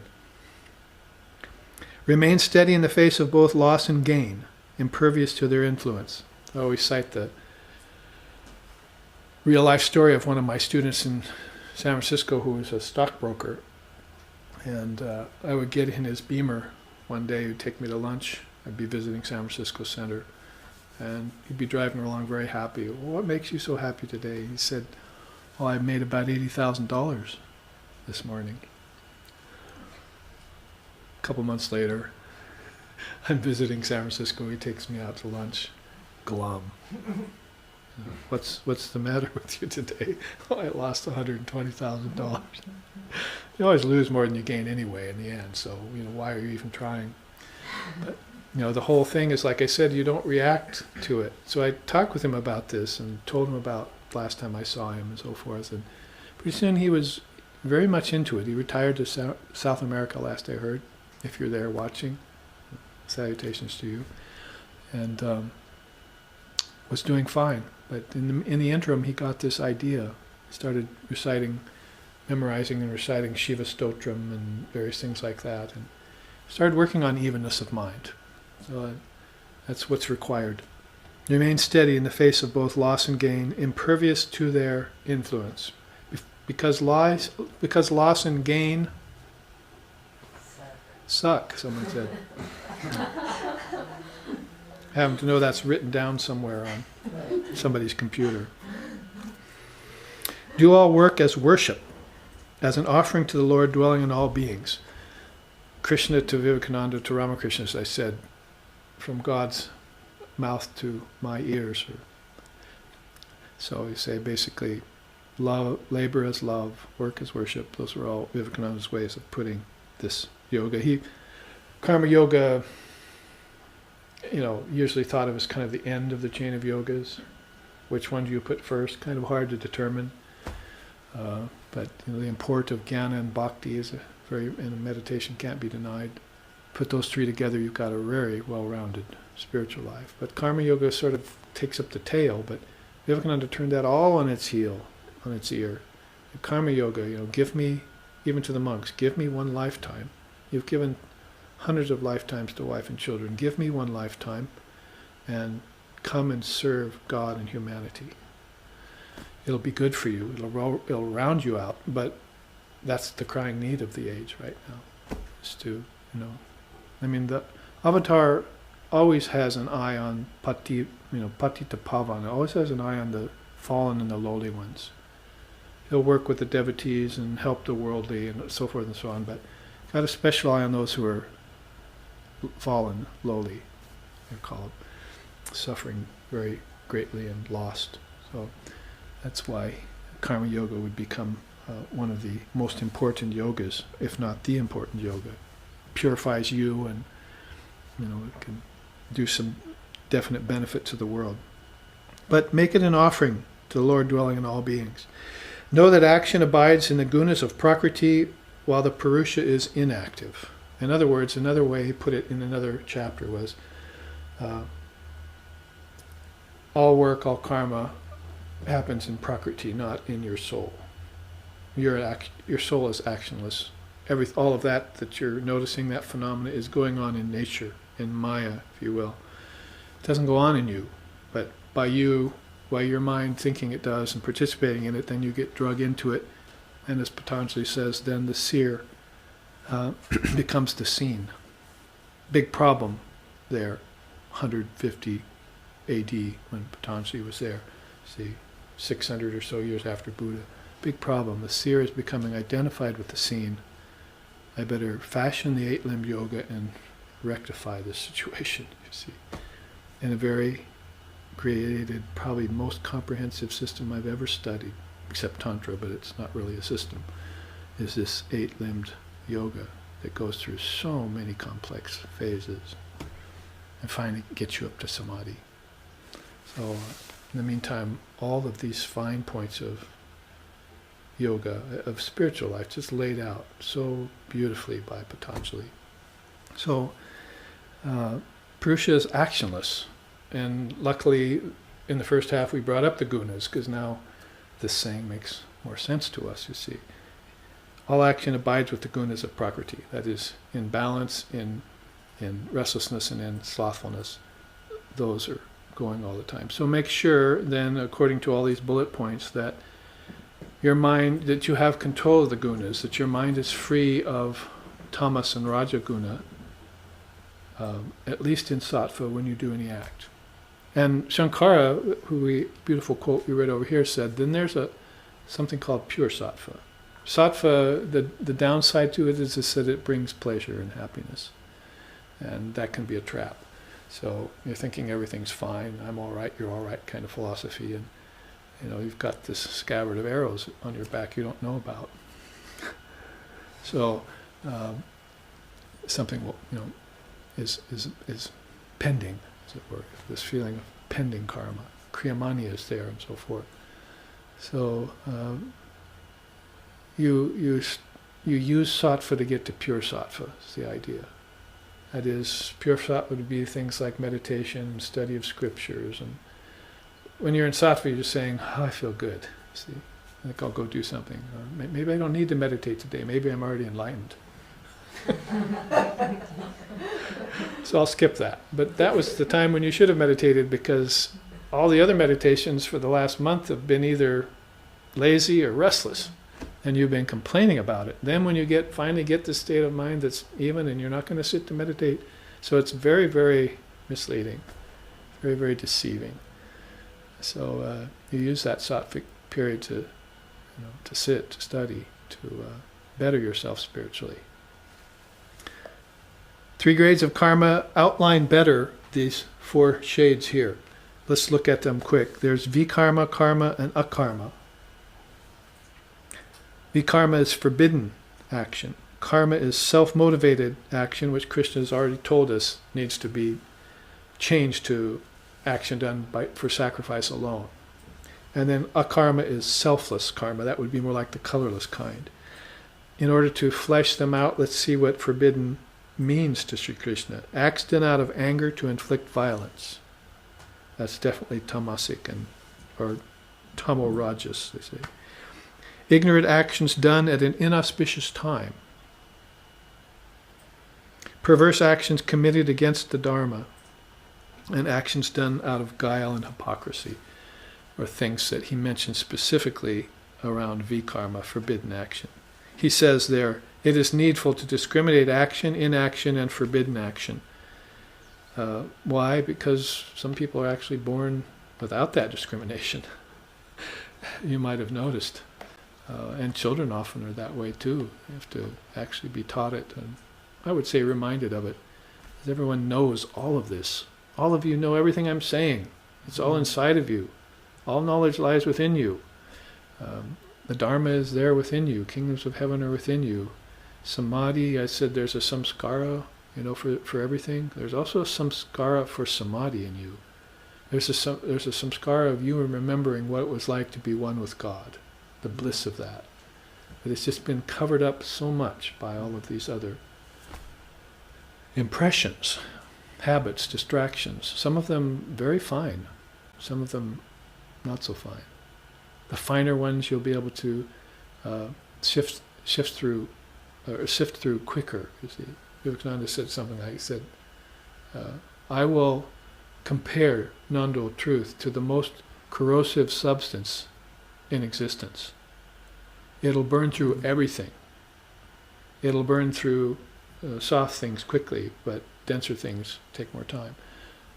So it's like a river cutting a canyon.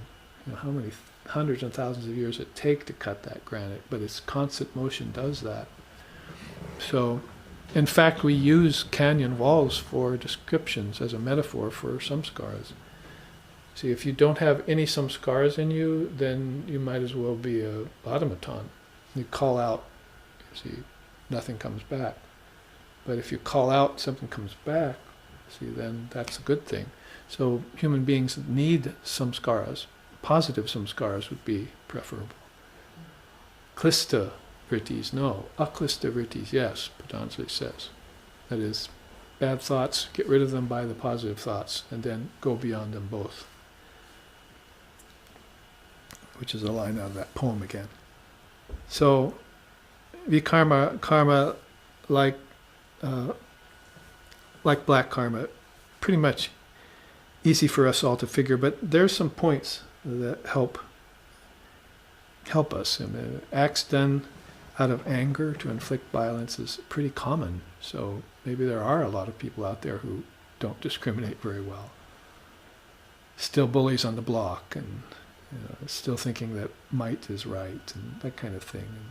And, if you take that person, put him next to a Jain, and if you could see the shadow of karma behind him, this would be like gray and black, and this would be like yellow and white. So it leans towards clarity, towards transparency. Karma is self-motivated, or actions performed for selfish reasons alone. Action done for reward, out of expectation. Actions which are attended by attachment. Actions engaged in for glory, honor, and power. The Tantrists say, vainglory is a good word they use for that. One of the evolutes of Maya, actually, is vainglory. Beneficial action abandoned due to difficulty. It's of course, a razor's edge path again, because you're into an action and it's not working out right. You don't know whether to, if you keep at it, if it's just really pounding your head against the wall and you're getting nowhere, or eventually you'll break through. So that's going to take some experience, like digging one deep well instead of a lot of shallow wells. It's the only way you're going to get water. So you're going to have that experience. In akarma category, doings devoid of design and desire, the 4 Ds. Doings devoid of design and desire. It's a nice one to remember. Acts successfully subjected to the fire of yoga. That's how Vivekananda would put it. He'd say, here in the Himalayas, in the mountains, on my own, all alone, I'm perfectly happy. All I need is a scripture, and away from the lowlands, away from Calcutta and where he was. He said, there I just have the fire of yoga. I don't need food. I don't need to worry about my diabetes. I don't need anything. I just have the fire of yoga. He loved that. Acts engaged in while thinking, I do nothing. That's good. Good karma. It's like shakale tomari icha, right? Mother, all happens by your will, not by mine. It's your work. I call it my own, erroneously so. Actions free of hope and desire for possessions. Actions done by the mind steeped in wisdom. That's a pro and a con and a pro there, isn't it? If you can do all acts in knowledge and higher wisdom, particularly, then they're going to have beneficial effects that are probably beyond the kin of just good karma, what you call good and bad karma. But they're going to be beneficial karma in that case. That's probably true, doing good to the world. Whereas some people, sort of parrot that phrase as kind of lip service. Oh, we're doing good to the world, doing good. It's like altruism and its limitations. But this is different when you can know the laws of karma yoga and do all work as sacrifice and do all work in wisdom. And these points are probably well known to us who have been in spiritual life for a while, but it's always good to see them again under their particular headings. Finally, work undertaken for the sake of sacrifice. He said that before. So he says, the threefold fruits of action, good mixed and evil, accrue after death to all who are attached, but no karma attends those who renounce. Chuggy is the word. And so if you if you reach the end of your life and you still have desire, something wasn't quite in place. But if you reach the end of your life, and one of the sayings of Lord Vashishta was that the difference between those who are enlightened and those who are worldly is that the latter cries at the approach of death, the former laughs at death. So the enlightened laugh at the approach of death, knowing it already to be an illusion, and they'll just move from one station to another, or maybe go to the formless station. And like Buddha said, I'm gone and gone forever. Have no hope for me, for the world forevermore. He may send back some of his emanations, but he's posited, 100% immersed in non-dual reality or Buddha nature. He called it pragya param, supreme intelligence. So no karma, but threefold actions accrue after death to all who are attached. It's like these teachings just automatically take for granted that reincarnation is true. We haven't even begun to consider it yet. Not in our Western science, not in our Western religion, not even in our Western psychology do we think beyond the box of one lifetime. And so we're not making sense out of life. We're not coming up with any siddhantas, any grand conclusions that last for thousands of years and that people sit around studying in the Kali Yuga thousands of years after they were well thought. See, they're still galvanized by them and grabbing their attention, you see. Oh, this is the mead, this is the nectar of non-dual truth. This is what I always wanted to hear. Dharma, we call it. All right, so dynamics of karma yoga and the 3 grades of karma, and we looked at the 4 types of karma and the 4 shades of karma. We pull these 2 out once a year over the time SRV's been together, which is over 20 years now, and look at them to refresh our minds. In the time remaining, though, we won't get it all. These are also 2 charts that I had rather a good time fashioning out of the wisdom of Vedanta yoga and other darshanas of India. They're all about samskaras, which is even less known than karma. Basically, we say, where does karma come from? Well, that's one of those 4 W's. What, where, when, what. It has no beginning. It has no origin. What came first, the chicken or the egg? Nothing, because they're both unreal. I mean, you'd have to think of Advaitic answers to questions that stumble the Western mind. You see, there's no origin to anything, or you could put that in an opposite way. Everything exists all the time. It's just a matter of whether it exists outwardly or inwardly. If Prakriti, the tip of the iceberg, nature, is all we know, and we're not considering the bulk of the iceberg under the ocean, then we don't know that all of this has come from this. And it's coming constantly in cycles. As fast as the sun can melt the tip, more water is added to the ocean to help form another bulk, you see. And the whole thing is just one eternal circle. When Buddha sat in meditation looking for a way out of the realm of the ancestors, rebirth, and he eventually saw time arc. Like if you go out here to Kauai and go up Nepali coast and go up towards Hanakapiai and all that, and you're at the highest point, you can almost see the world curve with just nothing but ocean in front of you on such a high point. Oh, it's a good metaphor for time.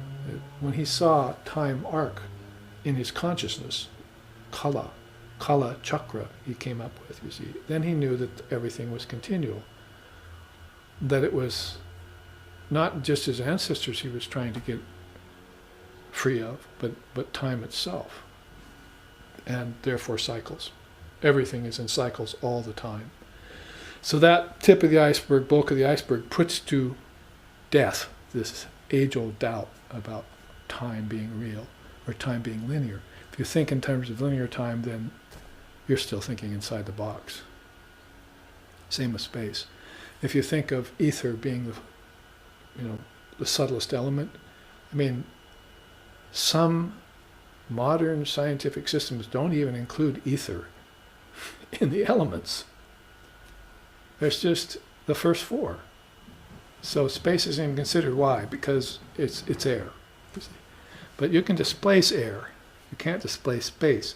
And that thought is what gave Einstein all his great theories, and other great thinkers started thinking in terms of space. Well, beyond a genius like Einstein is a seer like Vashishta or some great being like that, who is thinking in terms of space, outer space only, being tucked inside at least 4 different other kinds of ether. There's an ether of prana, there's an ether of thought, there's an ether of wisdom, and there's an ether of spirit. Think of 5 little Russian dolls, how they fit back into each other. I have a chart on that. So you put one into the next, and that one into those 2 into that third, and those 3 into that fourth. That's how space is. 5 kinds of space in Sanskrit called, it's almost like a sneeze, Akasha. Only people hear a little bit about the Akashic record. You say, oh, well, that's, I can read a little bit back into things that happened previously and I can become a psychic. No. Akasha means 5 different kinds of space that get more and more subtle until they become causal, and from the causal realm, and then they transcend space altogether. So if you're just looking at outer space or linear time, is my point here, which I'm beginning to labor a little bit, it's not thinking outside the box like these great souls did. So no cause, no origin to all of this. It's just cyclic. So to make sense out of the cycles, then, you saw the chart I put up at the retreat, for instance, on the different yugas, the Mahayugas, the Manvantaras, the Mahayugas, and so forth, how time is looked at in that way. If you want to look at it in terms of karma, reincarnation, then you're going to have to look at the samskara. Not from the standpoint of which came first, karma, the original karma or the original samskara, but from the standpoint of how they feed one another constantly. How samskaras, actions done, as we've been in the 2 previous charts as we've been looking at, actions done under the samskara of restlessness or the samskara of tamas, slothfulness, produce those effects again, like the camel eating thorny bushes, and that will lodge in the mind. That impression will lodge in the mind. Okay, so we have camels, cows, horses, human beings. Let's go into the human being further as far as samskaras. How about doctors and lawyers? So it's time to stop making lawyers the butt of all jokes. Just make them the subject of a teaching. Vivekananda said, I wouldn't trust any family that had more than one lawyer born into it. So he was way ahead of his time as far as criticizing lawyers. He was at least 100 years ahead of us. Mm-hmm.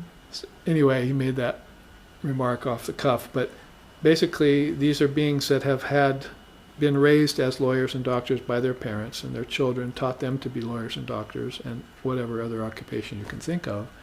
And they've had these samskaras of lawyering, doctoring, and you can go any way with that. Why was my family all musical? Because of samskaras.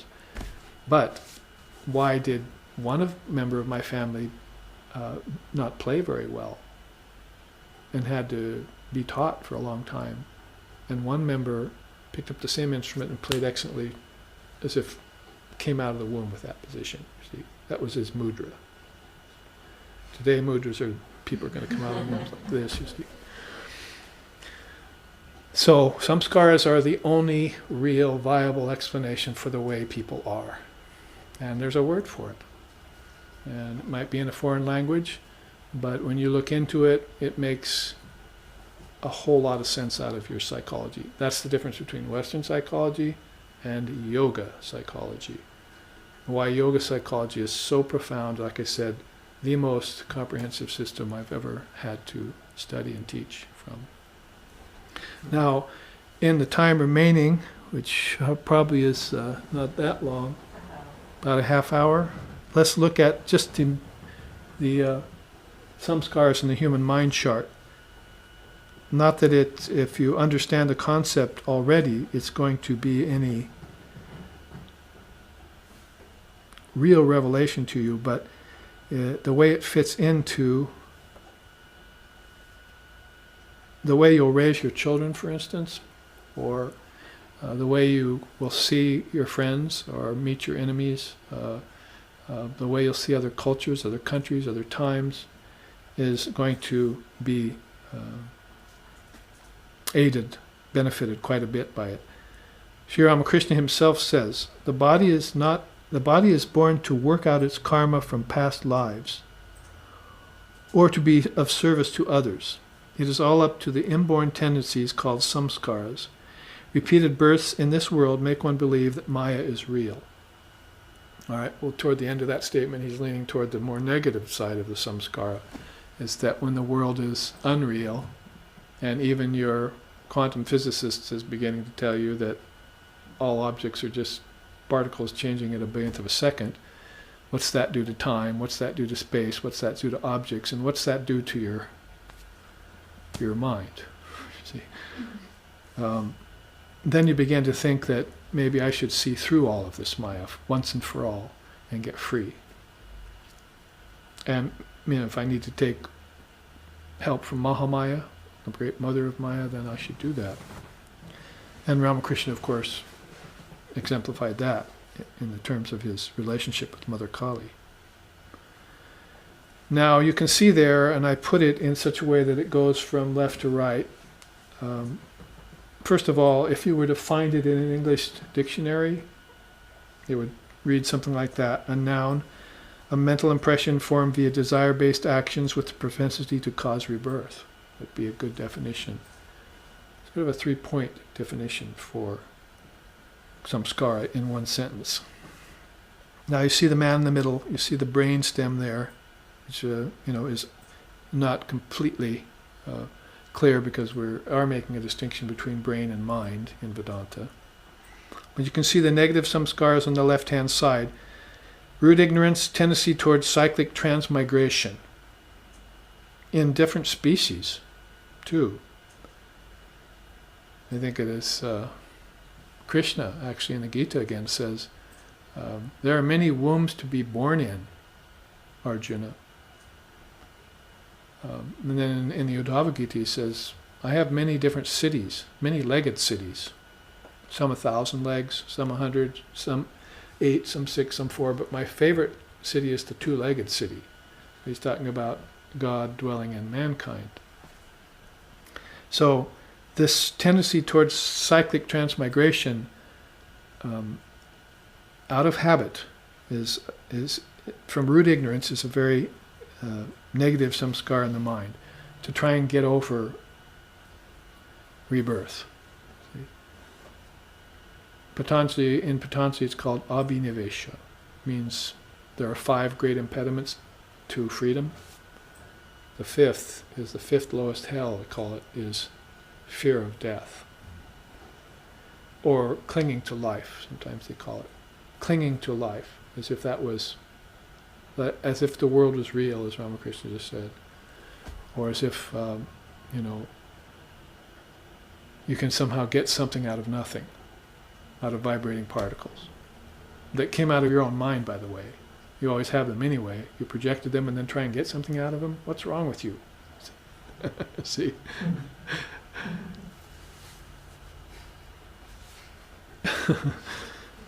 The little Buddhist cloud things I find very helpful for illustrating this.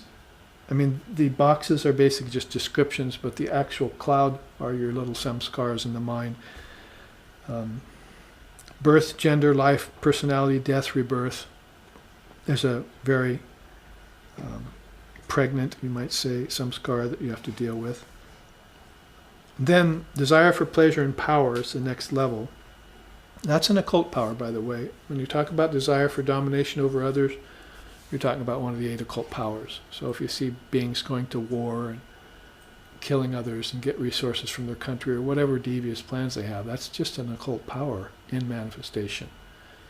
It was there in the earliest times, back when Sri Krishna mentioned it in the Gita, and it was a problem when Lord Buddha mentioned it. And ever since onward, people up to Ramakrishna has been mentioning the 8 occult powers, the Asta Bala Siddhas.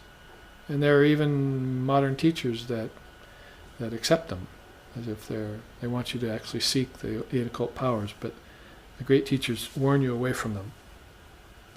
Anyway, that samskara would be made of craving, ego obsession, urge to dominate, and body identification.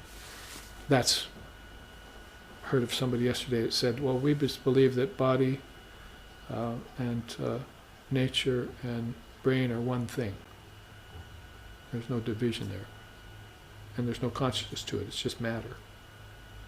So that would be this body identification. It's one of the, in fact, I think it probably is the very first evolute of the 16 evolutes of Maya, is considering the body to be the soul. Not that you would call it a soul, but they're making that distinction for you. Right there you see what's called a samskara skanda, which we'll look at maybe next week. You can see a bunch of little bubbles connected around a big bubble. That's how Sri Ramakrishna would put it. And so a samskara skanda, skanda just means a complex. So this is a bunch of samskaras that got together. And I tried to think of a way, I think I maybe mentioned it at the retreat last week, I tried to think of a good analogy for that, explaining that. It's like a bucket of rusty nails. Somebody left a bunch of nails out, in a bucket, and it rained, and didn't get to it, and these nails just rusted together into a mass of pointed, rusty iron. And so that's what samskara skanda is like. It's this complex of a bunch of thought patterns you had that got together. It's really making things hard now and difficult. You're thinking through the filter of that kind of impediment. Seeing through a cloud, through a glass darkly, I think is the expression. So there you see what it's made up of: covetousness, anger, lust, hatred. Samskara skanda, a collection of old impressions stagnating in the mind. That is, you're not getting in there and lifetime to lifetime, day to day with your sadhana or with whatever type of therapy you want to use that's effective for you. Get down to the root of the thing and break those rusty nails apart and pour out the bucket. Have a dharma bucket. It's actually just occurred to me that Buddha used to talk about dharma bucket. He'd talk about drops in the dharma bucket. So rain's falling all over. See? But if you have a bucket, you can collect some of them. That's their dharma bucket with teachings, you see. So if the mind can be like a bucket and collect those teachings, then it can get free. Otherwise, you might have a bucket of rusty nails in there you need to deal with. The next box is habits and attachments. Now this is beginning to get less negative and more towards neutral. And as it goes around, it gets more toward positive. Samskara of habits and attachments would be things like agency, name, fame, selfishness, attraction to wealth, lassitude. In other words, you're an ordinary human being nowadays. See? Sense of agency, it's my work. None of this Shakale Tomaricha stuff. It's my work. Name and fame and gain, is how Sri Ramakrishna call it. Oh, those people are playing the name, fame, and gain game, he said. Selfishness, of course, when selfishness turns to selflessness, that's when you find refinement of the soul. Doing for others instead of for the self. Attraction to wealth, Well, that's one of the Ashana-trayam in Tantra. Spouse, offspring, and wealth are the triple bondage, according to the Tantrists. Of course, those very same things, if they're done in the Dharma, are fine. I want to think that it's all pessimistic teaching, you see. You can live a perfectly fine family life if Dharma is first. Dharma first, then four fruits, then Artha, right livelihood, then Kama, right desire, and then Moksha at the end, liberation. That's a Divine Mother teaching from the very earliest time. The four fruits of life, Purusharthas. So, Dharma first though. My teacher used to always teach that. Say, if you do Artha and Kama first, wealth and lust, then you've got problems. Like Samskaras coming up. But Dharma first, that weeds out all the problem. You see, right livelihood then comes rather than just attachment to wealth, and you get the idea. And it actually ends in moksha, liberation. You get free at the end. Let's look at the realm of mixed samskaras there, on the right hand upper side. Energy, morality, proper orientation, and altruism, a word we mentioned just a little while ago, starts to be more like a mixed to positive kind of samskara. It has to do with actions, merits, and deeds. And we've just looked through the entire shades of karma, grades of karma, colors of karma, so we probably should know pretty much intellectually now what that comprises. The next samskara there is mental capacity and intelligence. You won't, in yoga, in tantra, it's called daksha, in Vedanta, they all emphasize intelligence. In Buddhism, emphasize intelligence. That's like extremely important. In fact, I was saying which yoga you put first. I would put Jnanam first. Because it's through Jnanam that you get rid of ignorance. Knowledge gets rid of ignorance.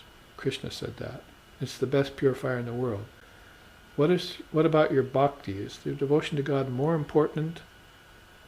If your devotion of God is based in ignorance, is it real devotion? But if your devotion to God is based in knowledge, it would probably be very substantial, very beneficial for you. So, in other words, how are we going to put that? You don't know who to love, how to love, where to love, what to love, because you don't have Jnanam before your bhakti. Once you find Jnanam and get the eye single and clear, you don't even have to go looking for lovers.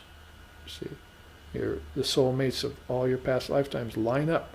You see, it's like everything is on the open and free on the playing field. Everything's an accretion, an add-on.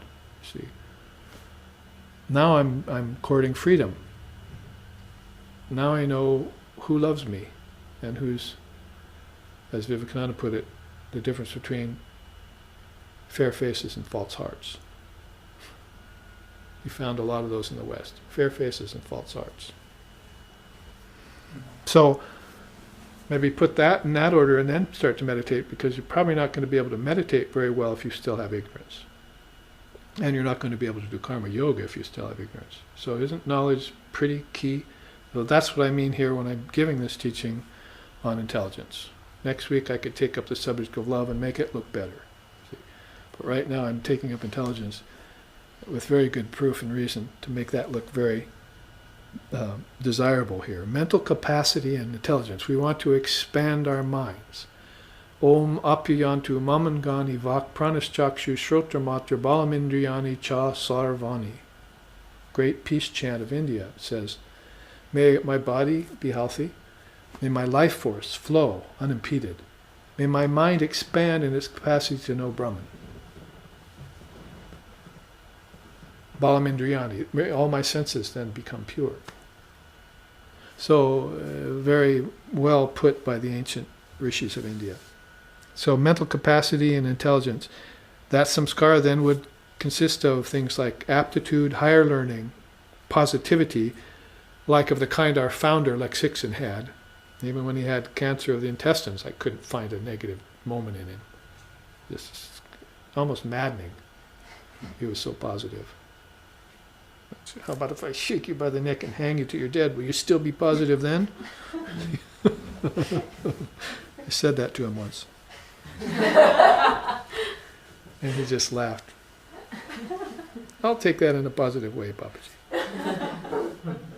And religious faith. This is where you find religion, and we'd have to say religion with a capital R, because that's what Vivekananda wanted to bring to us.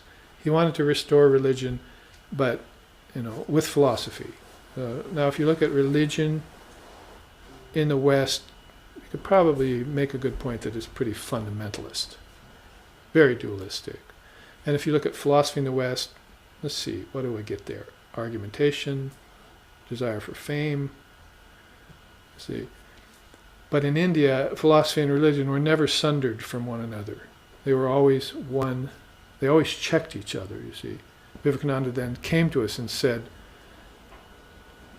religion without philosophy can become very sentimental. Philosophy without religion can become very dry and intellectual. But if you put the two together, they'll check each other. Sort of like the two wings of a bird idea. So in this way, you would find out that this religious faith really burgeons and begins to mature when you have philosophy and religion side by side. Now the next and most positive of all samskara there is the ability for divine life and conscious embodiment. Now we're talking. Now we're getting into what Tibet has been studying for 1,300 years, since Marpa brought it over from Naropa and Tilopa, across the Himalayas into Tibet and gave it to Milarepa. So basically it's, let's live conscious lives now, which means we're going to have to take care of our karmas in this life and look into our prarabdha karma from past lives, our sanchita karma from past lives, and neutralize that. The name of the subject of this class, Neutralizing Karma and Samskaras. Then we can have our first conscious death and our first conscious rebirth, and guess what? We can figure out a word for that. Bodhisattva, you see. It's like Jivan Mukta, right? Only in Buddhism. Yeah, Bodhisattva. It's like sattvic bodhi. It's like the most sattvic intelligence you can have. Bodhi is Buddha, is Buddhi, and is this very intelligence we've just been glorifying. See, he named himself after it, Buddha. See, I like intelligence, I'll just name myself that, you see. I am the Buddha. Of course, it means the enlightened one and so forth. So, conscious embodiment is,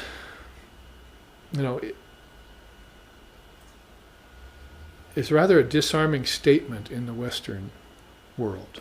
See, it's like, if you say conscious embodiment, then it immediately infers that there have been other lifetimes, for instance.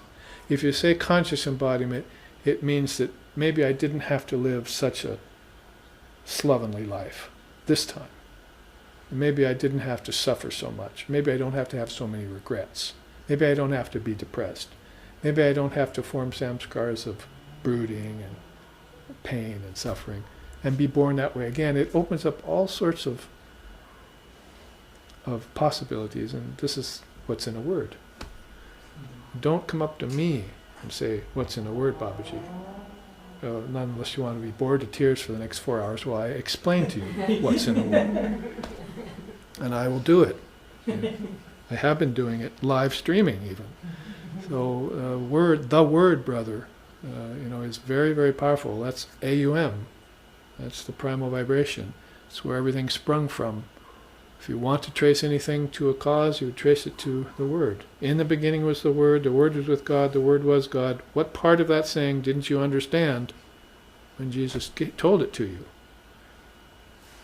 So, conscious embodiment immediately inspires me, as you can tell. It grabs me. It makes me want to say a lot of things and hold it up as a great possibility, if not just the way out. So service, wisdom, compassion, peace, illumination, that's the samskara that comes about when you have ability for divine life, and you begin to think in terms of conscious embodiment. Like I often say, one of our students and friends up in Portland said, bottom line for me, Babaji, for next lifetime is enlightened parents.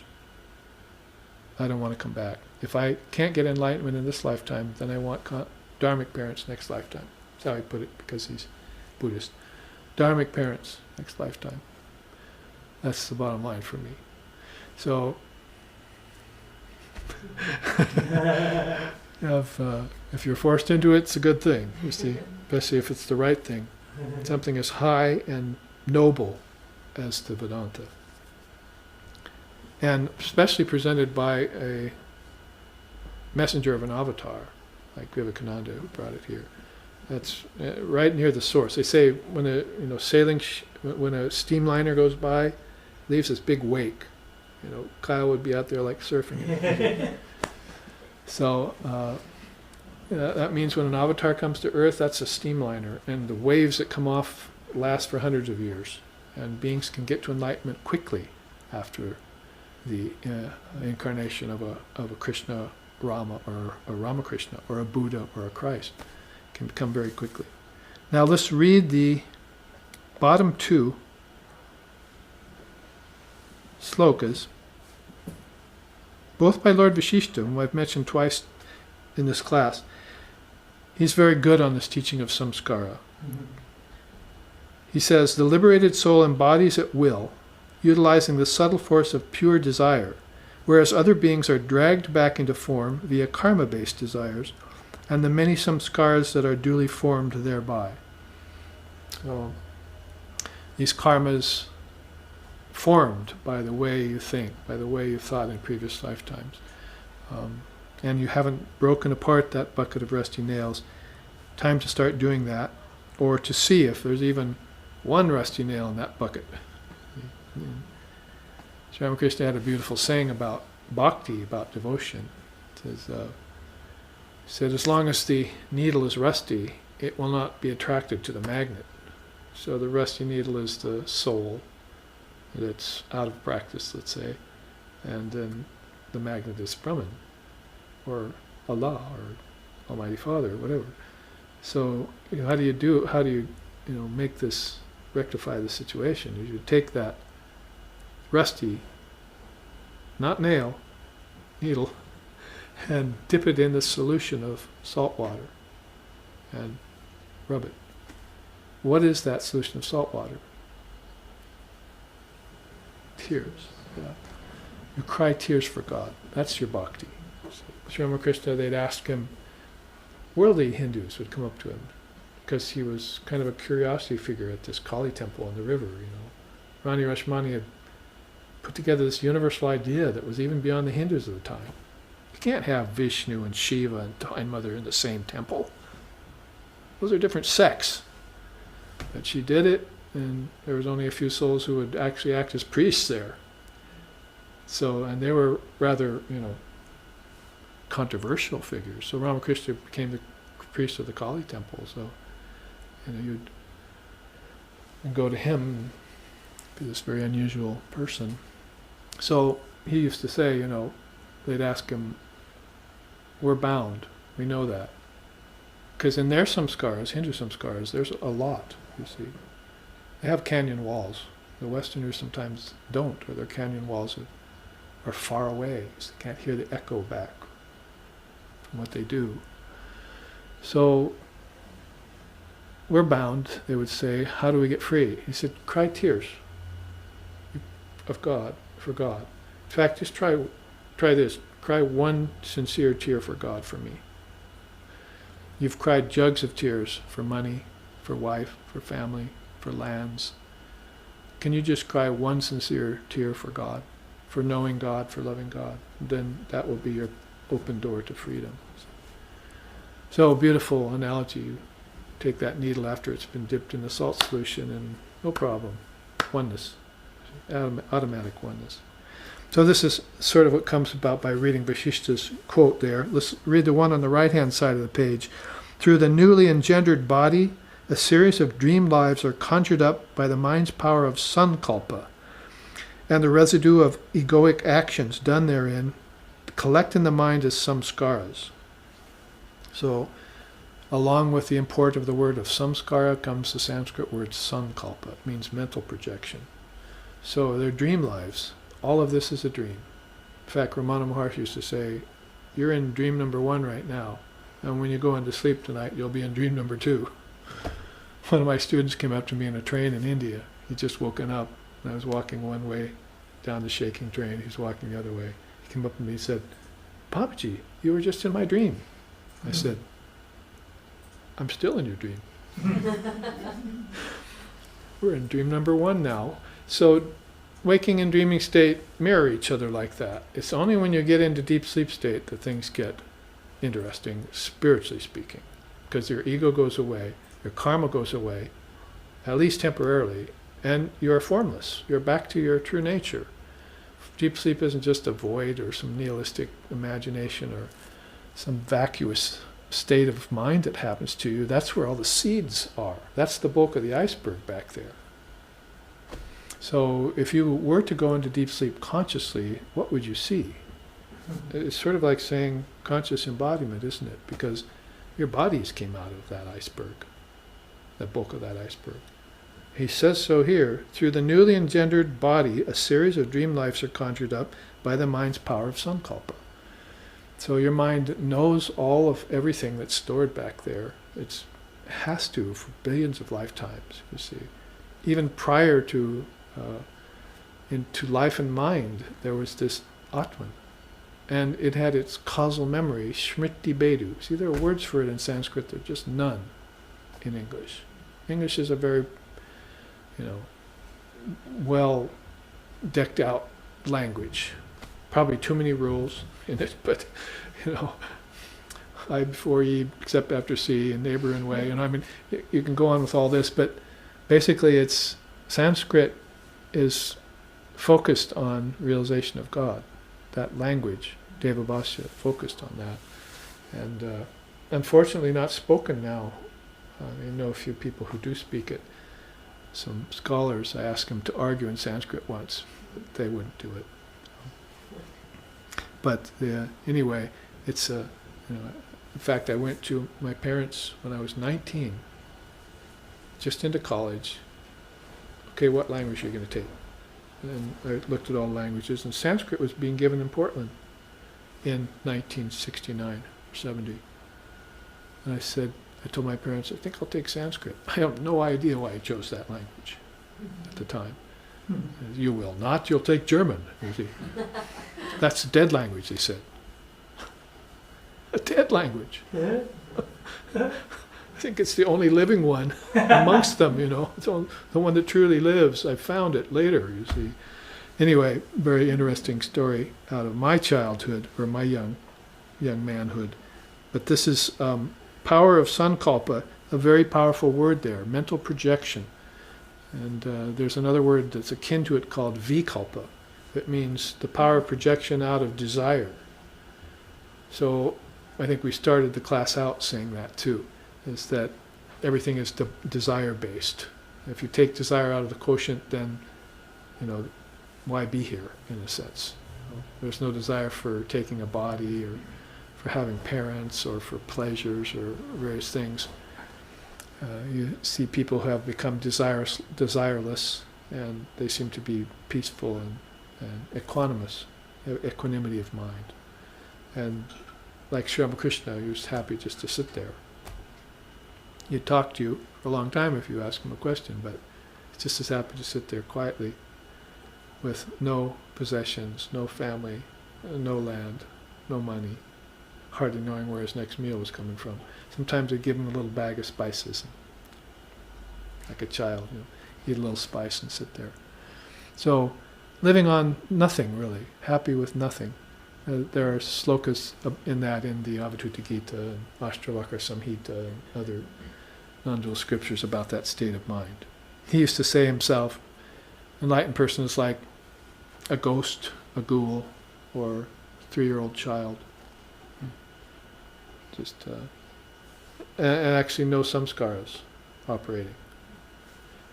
In fact, when he went in samadhi, burned the samskaras and came out, then he would go into samadhi quite often, and so they would say, he would come out of samadhi and look at his devotees and say, "Who are you?" That's like deep sleep. You ever gone into deep sleep, you wake up and forget who you are and what your name is, where you are, for a split second, and then Maya comes forming back in. So you've just been in an egoless place, only you've been there unconsciously. So he couldn't function sometimes when he'd gone so deep in samadhi. So he'd look at Naren, say, the young Vivekananda, whom he loved. "Why have you brought me here, mother? Who are all these people?" He couldn't even recognize them. So they'd give him a glass of water, and he'd go, "Oh yes, I'm in the realm of 5 elements." That's how they bring his mind down. So, earth, fire, water, and ether, that's the very foundation, the Pancha Mahabhutas they call them. See, those very things taken into deep sleep are God's mind. Solidity, liquidity, radiance, homogeneity, all-pervasiveness, those would be the 5 in God's mind that later on translate as earth, water, fire, air, and ether here. See? It's just all a matter of trickle down, from very causal to subtle to gross, and as it gets grosser and grosser, then things begin to solidify. So Holy Mother has to come back and tell you, objects, my dear, oh, those are just solidified thoughts. Did you ever hear that in your physics class? Or see, that's just going in an entirely different direction, isn't it? Objects are just your solidified thoughts. There was a scientist at the turn of the century, James Jean. He said, "We've been studying nature for a long time now, and at first we thought it was rather like a machine. But now studying it, I begin to think it looks more like a thought." Bingo! You see, suddenly you're on the trail of the ancient seers of India and how they would explain everything as projection of the mind or sankalpa. So I'm getting a signal here that we have run out of time for today's class. Next Sunday, same time, same place, same subject. That is neutralizing karma and samskaras. We'll look at samskara and samskara skandhas, and we'll also take a look at, next side by side, the basic precepts of Buddhism and the yamas and niyamas of yoga in terms of karma and samskaras. So here let's end with our Sanskrit chant. Om Bhadram Karnebihi Srinayama Devaha Bhadram Pasyema Akshabir Yajatraha Stirairangaish Tushtvamsas Tanuvir Vyashema Devahitam Yadayuhu Swasti Na Indra Vridashravaha Swasti Naha Pusha Vishwadevaha Swasti Nastarksho Arishtanemihi Swasti No Brihaspatir Dadatu Om Shanti Shanti Shanti. May we see with these eyes what is good and spiritual. May we hear with these ears what is noble and uplifting. And may we, while worshipping the Lord and Mother of the universe with healthy minds and bodies, live a life which is beneficial to ourselves and to all other beings. Om peace, peace, peace. May peace be unto us, and may peace be unto all. Om Hari Om.